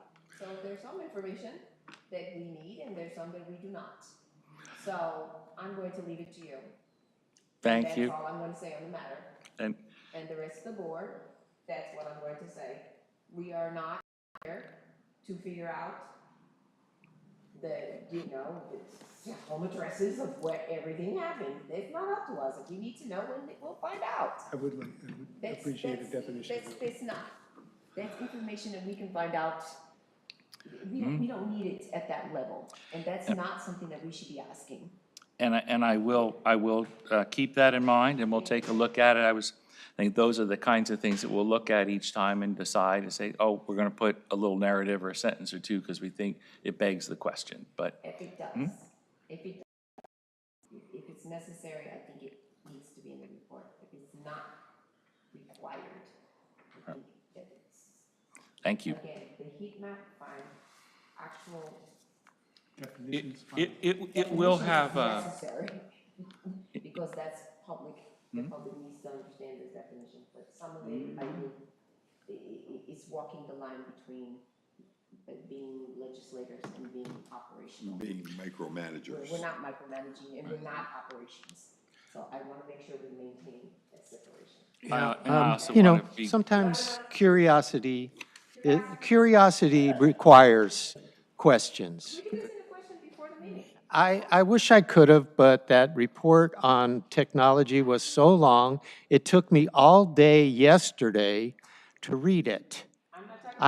You know, Madam President, this is a democracy, not an authoritarian dictatorship. We're not talking about technology right now. We're talking about the. I'm talking about what I want to talk about. Then I'm telling you that you're out of order. We're not talking about that now. We're talking about the board of quarterly report. Period. And that's where we are right now. And matter of fact, we're not even talking about that anymore. We're moving to the contract. Item number 6. Please go. and so I will keep my final comment on that to myself. Board of quarterly, the item number 6. Next item. President. Thank you. You want to introduce it though? Oh, am I introducing it? Yes. Okay, thank you.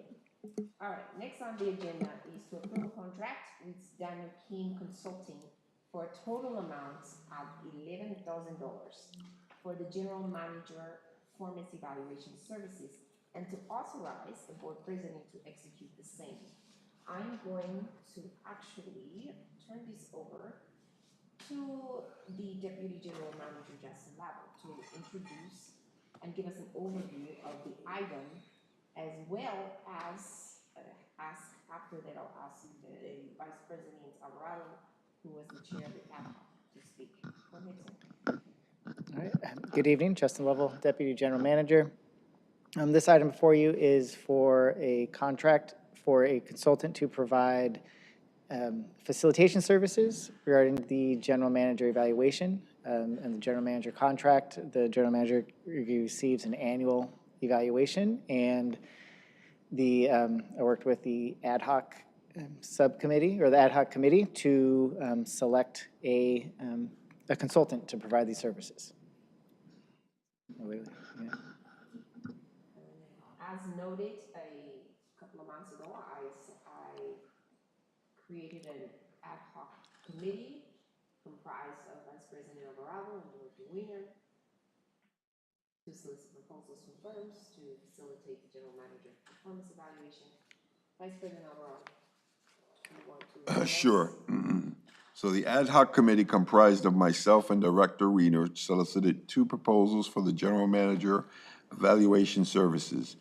The committee reviewed the proposals and selected Daniel Keene Consultant as the best overall value for WCW. The board has experience with Daniel Keene and utilized his services with GM evaluation in 2025 and general counsel evaluation in 2024. The scope of services includes providing a self-evaluation framework to the general manager, conducting individual board member interviews, drafting a consolidated report of the board member interviews, facilitating a closed session with the board, and preparing a final evaluation report. The ad hoc committee is recommending that the board award the contract to Daniel Keene Consultants for general manager evaluation facilitation services in a total amount not to exceed $11,000. And staff is available if you need to ask any further questions.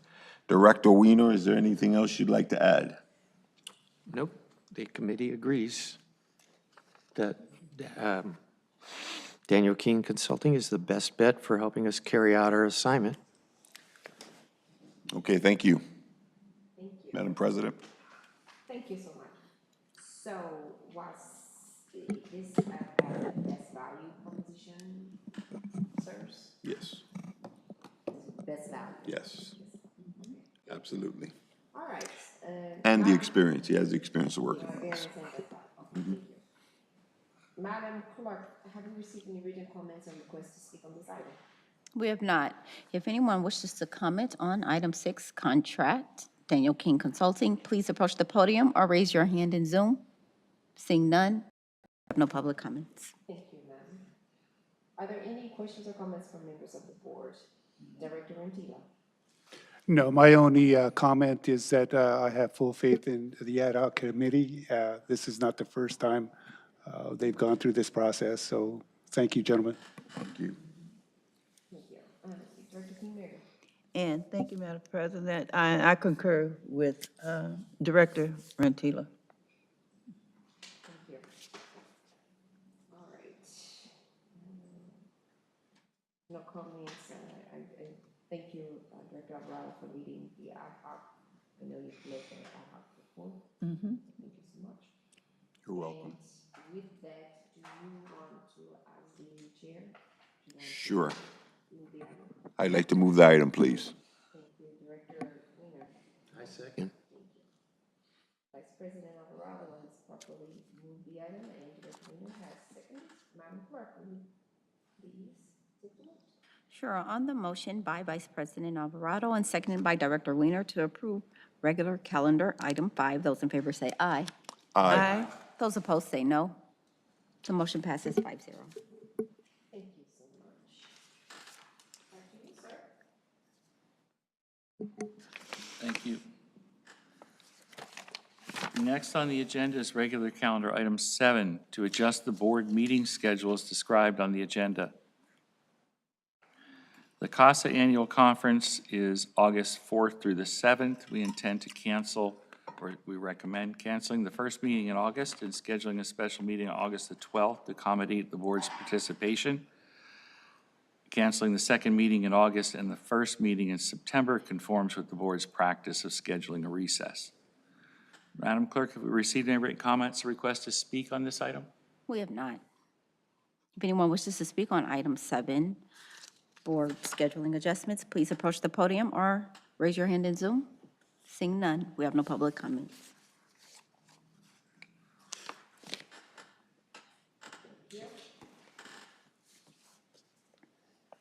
All right.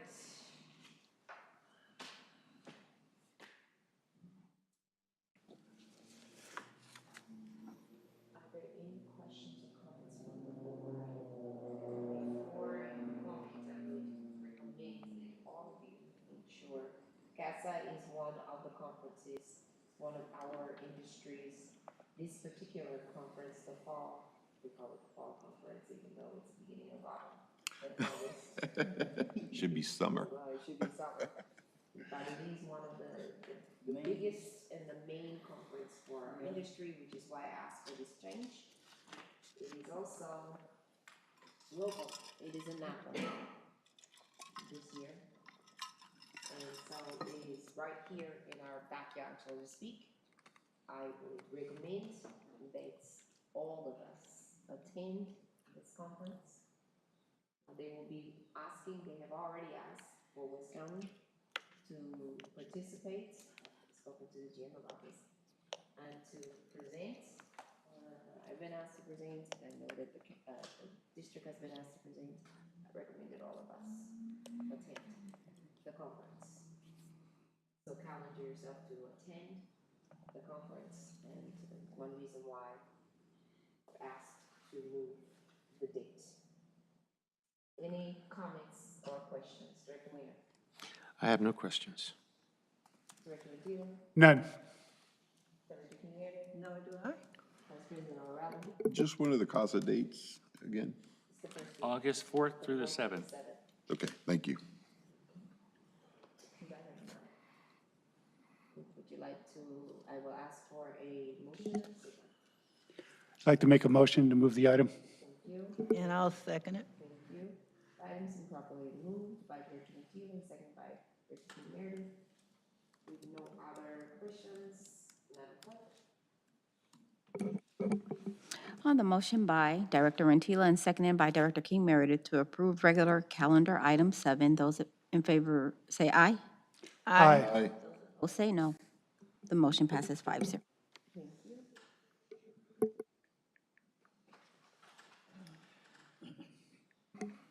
Next on the agenda is regular calendar item 8, to review the West County Wastewater Board of Directors compensation and consider directing staff to take necessary steps to bring forward a change to the compensation. Madam Clerk, have we received any written comments or requests to speak on this item? We have not. If anyone wishes to comment on item 8, director compensation, please approach the podium or raise your hand in Zoom. Seeing none, we have no public. And Deputy General Manager Justin Lovell will come up and talk to you about director's compensation. All right. Good evening again, Justin Lovell, Deputy General Manager.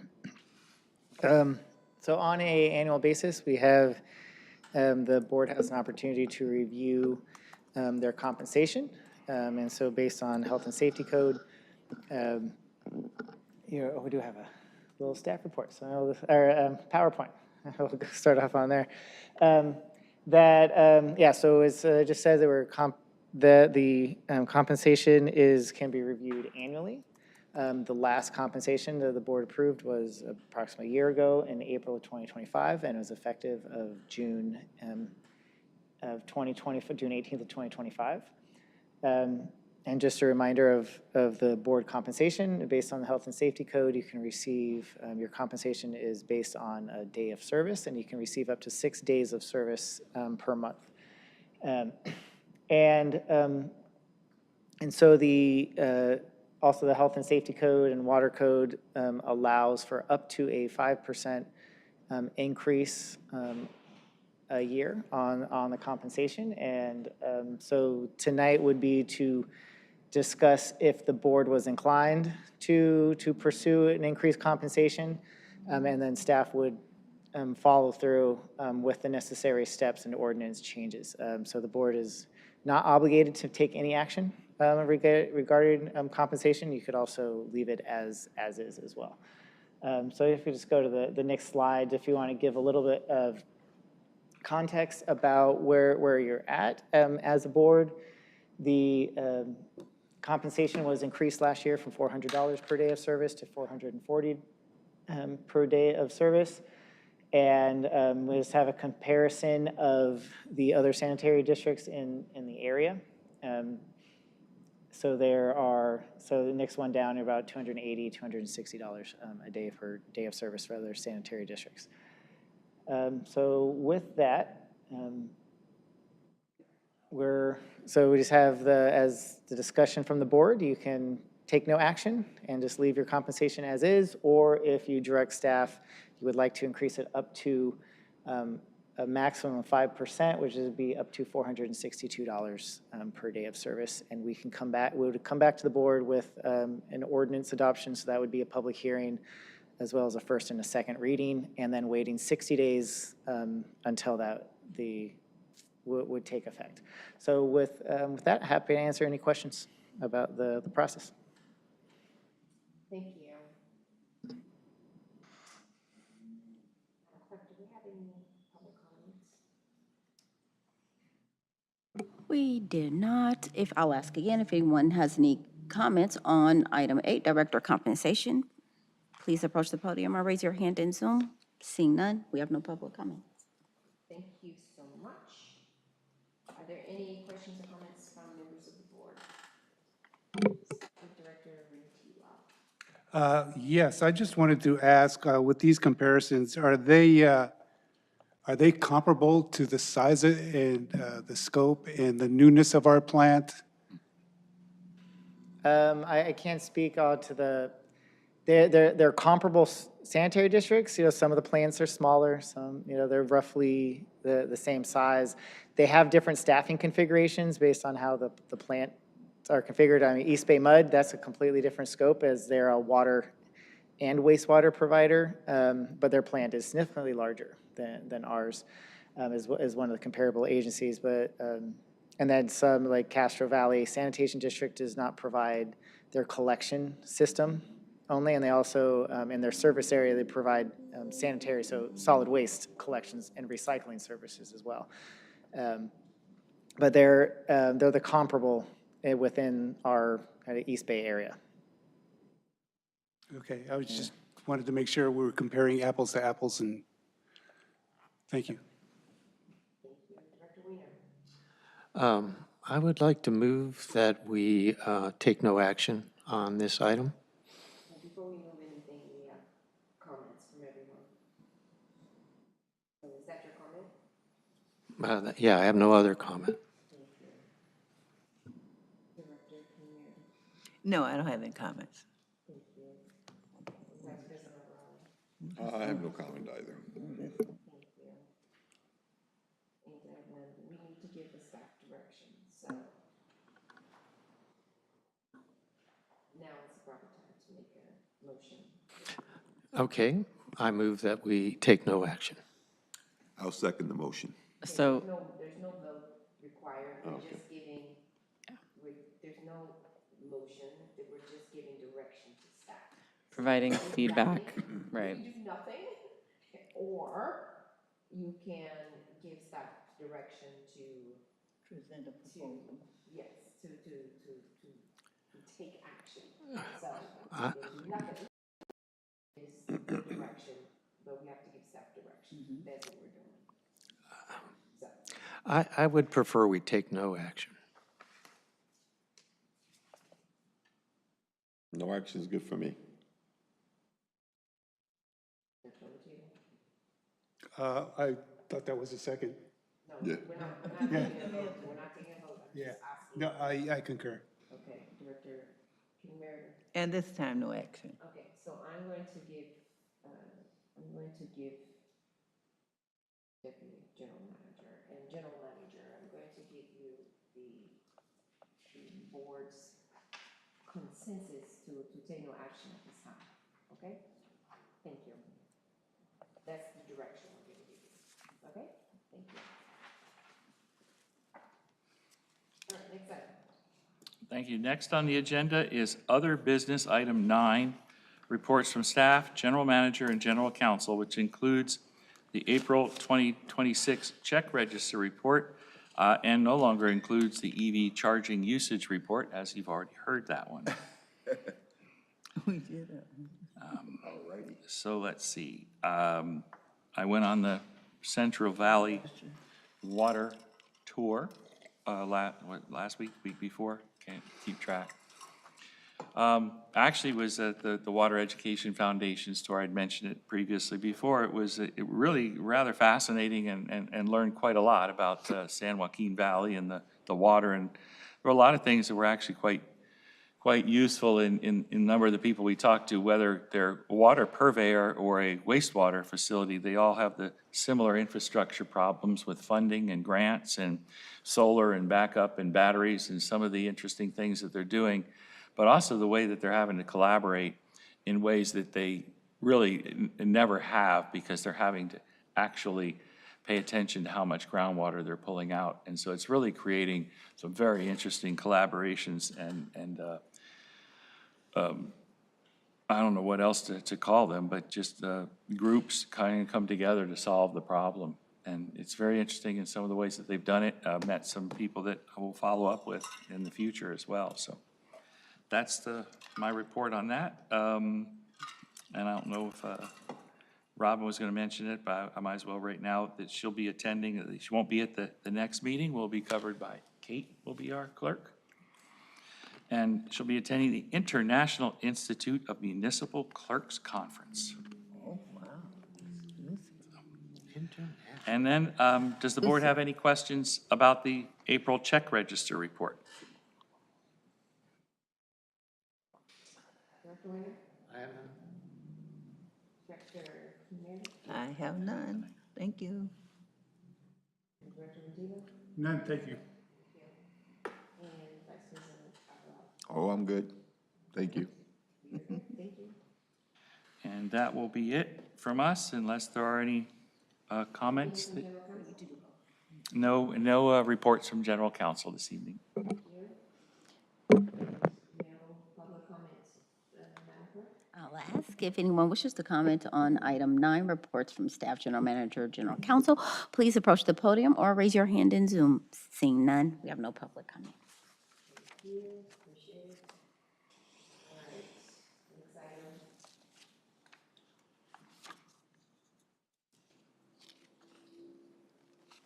Director's comments, meeting reports, and future agenda items. Directors, you will report on meetings you attended for which you are seeking reimbursement or compensation from the district, and other matters that are within the subject matter jurisdiction of this committee.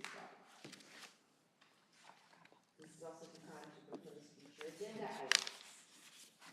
So we're sure you have a lot of exciting things happening in your life. This is not the time when you want to hear about it. Yes. Write it in your diary, but don't discuss it right now. Dear diary. Yes. Your diary, your journal. Talk to your spouse, but not us. We just want to hear about West County business.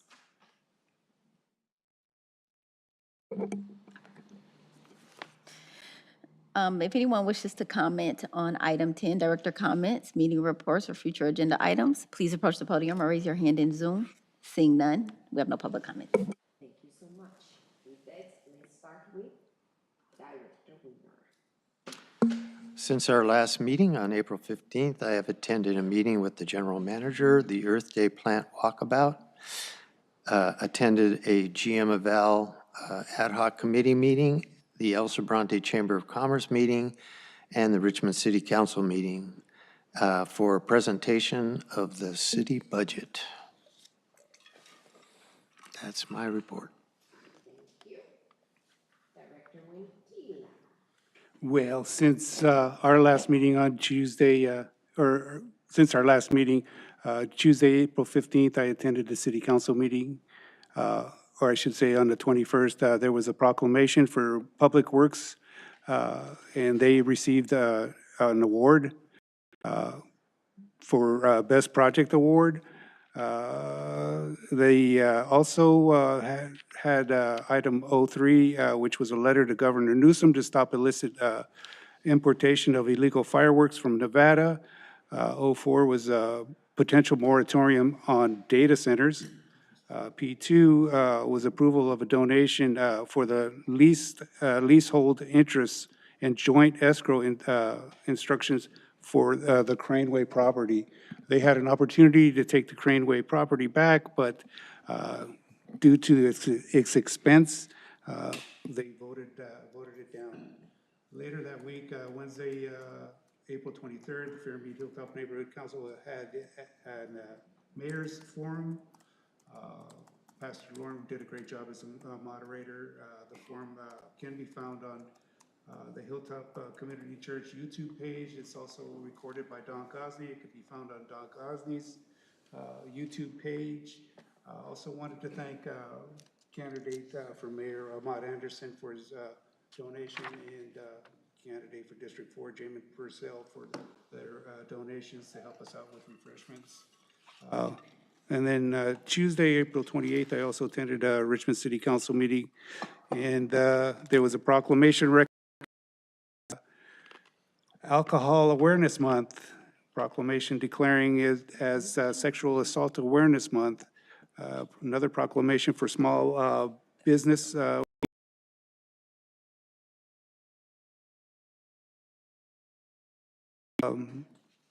They had also contracted with Haleman Group, LLC, for owners to advise services for wastewater and storm water operator procurement for Veolia.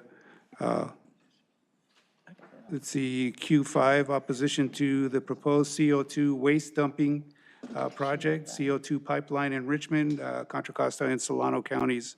There are attachments if you want to look at the agenda. On 4/29, I attended an East Bay Mud District 3 presentation on behalf of Mayor Alvarado, Vice Mayor Alvarado, or Vice Mayor. Thank you. That's a promotion. Yeah, Vice President. President or Mayor, which, Vice President Alvarado. And it was held in Orinda at the, what's it called, Siesta Valley Amphitheater. And it was very informative, and that would be the report for tonight. Thank you. Thank you. Right there. Thank you, Madam Yes. President. Okay, thank you. Okay, since our last meeting,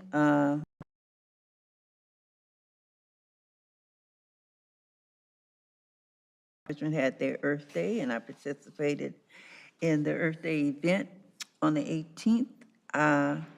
Following that, I attended the California African American Water Education Foundation, along with President Sutter. And it was a wonderful 2 days, and I'll just briefly go over several things that was brought up at the conference. Was very, very good. One of the things on the first day, it was the California State University for Water Advocacy for Education and Research. And that was looking at the students that was there and the students, all the students. Matter of fact, it was the post, was the, well, it was the seniors that was ready to go get, actually go out into the professional world to look for jobs. And one of the things they learned, the opportunity of actually what water had to offer. They were doing a lot of their studies with working with water, water science. It was very interesting that they had even boards explaining their works, what they had been doing for the past year of their studies and their post-grad work. And to see the opportunities that water, wastewater, had to offer for these individuals. It's always been like a secret society, not knowing that it was very well opportunity career for these individuals. And they were really shocked to see all these different partnerships and all these agencies that had a lot of information, letting them know they didn't have to be just stuck in one field, but they could utilize their skills and their services to actually grow into their careers. They had different speakers to tell them about promising grants and how you could do if you want to go into grant writing for funding for the environment. They had guidelines and had individuals to present it, to let them know. Now, a lot of the presenters weren't none but 5 and 10 minutes. It was like a rush. They had so many, they had so much information that, if you were on a train, you would sleep, you'd have missed a lot of information. But they were very in tune, they were very alert about listening to all this information that was coming forth. It was statewide impact for the different individuals that came to and presented to these individuals, all students, and even the students on the last day, they presented. But let me just go back to speak about our president, Sutter. She presented that afternoon at 1:30. After you eat lunch, you get really sleepy and it gets kind of drawn out and everybody's like ready to go and they're bored. And you know how those conferences is, they're freezing you to death and you're ready to go. Well, one of the things happened was when President Sutter got up and spoke, she woke them up, and everybody was really at attention to hear what she had to say. And she had a lot to say about the opportunities. She had a lot to say about what water is. Blue gold, as they call water, is blue gold. People never think about it. Everybody needs water. That's our lifeline for water, and to let them know at this age, they have a career to do this and to actually put their works together and actually go across the nation and do what they need to do. They had the opportunity to talk about replenishment, monitoring cleanups, what it is to contribute to the lack of awareness, how you had to get the work out and had to get the word out, the work and the word. And she emphasized on being collectively to work together to get the information out on water, be a steward, be environmental, be a scientist, get this information out to the individuals, and just don't stop at the conference, but to get that information, get people involved, do the community engagement piece, have little silos, speak the truth about the life of water. So anyway, I know it's getting late. I'm not going to go on and on. But anyway, that was part of the conference, okay? It was very good, well-attended. The students, they was very in tune. And matter of fact, she had a lot of accolades after she presented. The other, and that was a two-day conference, and that was on the 23rd and 24th. On Zoom, the Board of Supervisors that took, that was on the 27th, and they talked about a lot of the budgets. That was a two-day Board of Supervisor meeting. It was half and half because they had a lot of recommendations about their budgets, and it was actually 6 departments, one day and 6 the other day. So they had a lot of recommendations about what the monies that they have to use and the monies and the programs that were going to be cut.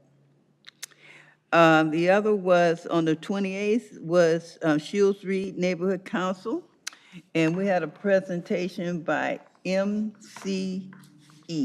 Let me see that I get that right. Did I get it right? Okay. MCE. I'm not going to go all into that, but they presented as Shields Reed, and that was on the 28th. And then, going back on the 21st, City Council. And that ends my report. Thank you. Okay. You're welcome. Okay, since our last board meeting on April 15th, I attended the San Pablo Council meeting on April 20th. There was a presentation from the San Pablo Shines campaign and the newly appointed neighborhood champions. The council also adopted a resolution to amend the priority work plan to expand housing options. On April 21, I had a one-on-one with our GM, Andrew. On April 28th, the ad hoc committee meeting met, and I believe I discussed all the steps that we did with that previously. On May 4th, I attended the San Pablo Council, and the council amended the municipal code regarding regulations pertaining to the San Pablo Planning Commission terms. On May 5th, I attended the IOE committee meeting. The committee received updates on the PIPES program, advanced quantitative precipitation initiative, and the Clean and Green project. Committee recommended that all the aforementioned initiatives be presented to the full board at future meetings. And that's my report. Thank you. Thank you, sir. All right, I'm gonna blast few. I did attend the Earth Day walkabout here, correct? A couple of Richmond City Council meetings that were already mentioned on the budget and the public works presentation. Several meetings of the June conference, weekly planning call, every week Tuesdays. Admin. Several of the county board of supervisors meetings, including one of the director spoke of. Water week in DC, which is why I was not here in person, or the DC board meeting, which included field visits as well as contingency, as well as several committee meetings, a spring resolutions meeting with NACWA. There's 3 different CSBA webinars on AI technology and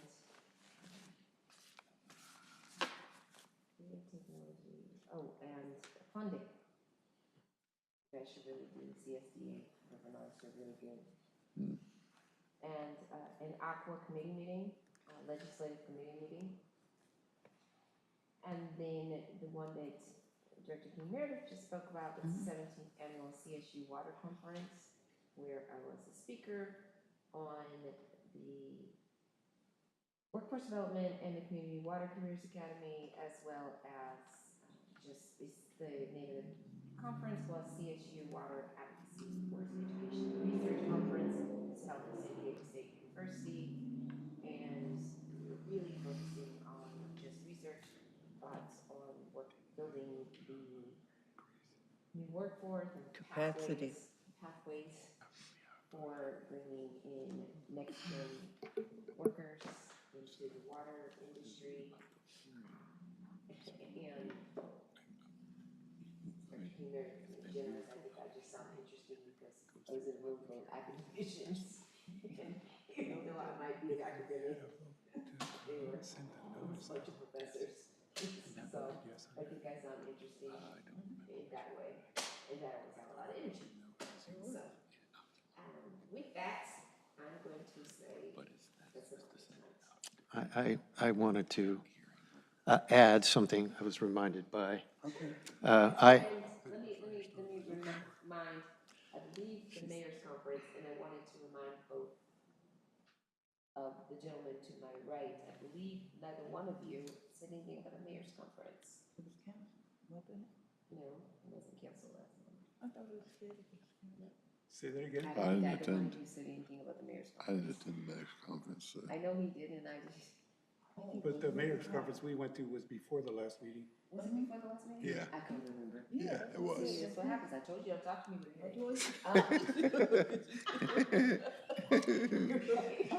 it. She wants to talk about other meetings again.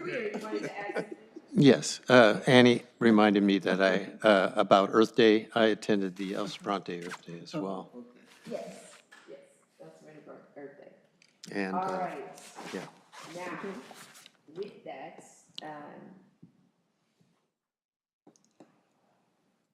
were there any agenda planning items that anyone wanted before I turn this over? Did we have any agenda planning items? If not, I'm gonna turn this over to Ms. Robin. Once, twice? That's good. Robin it Ms. is. Robin, our Madam Clerk? The May 12th Infrastructure Operations and Environment Committee meeting has been canceled. There is a Finance and Administration Committee meeting scheduled for May 14th at 9 a.m., and the next regular meeting of the board is May 20 at 6:30 p.m. here at Hilltop. Thank you so much. With that, this meeting is adjourned at 8:47 p.m. Gracias. Enjoy your evening. Thank you so much. Please make sure the mics are off. Clean up. Clean up your stuff. Thank you very much. Yeah, I can check, or we'll ask Justin. I'm sure he will remember. But what we do is I can go look, we look at the record on which meeting it was, a couple meetings. It's just a couple meetings. I will be on the boat. Well, Yeah, but I'll be don't think watching it, either way. It's but I'm like not she's- participating at Oh, all. I don't know what she's doing. Well, she said it was 78. Monday? Because you can't, people can't come It is. in. What That's is right, her point? exactly. What does she even know about what we're doing with it, or why we need that? And Yeah. if she wants to look at their own system, I got my gun, no, I'm just kidding. it doesn't make any damn sense. Yeah, but I'm pretty sure I voted yes to notice, send out the notice. Well, let's find out, or I'll ask Robin to just remember too, but Sometimes what it's am I looking necessary. at? I am looking up. I don't remember the exact meeting. So let's see, this is the May 6th. It was not the last meeting. Might have been April 1st. Let's check. Can't remember.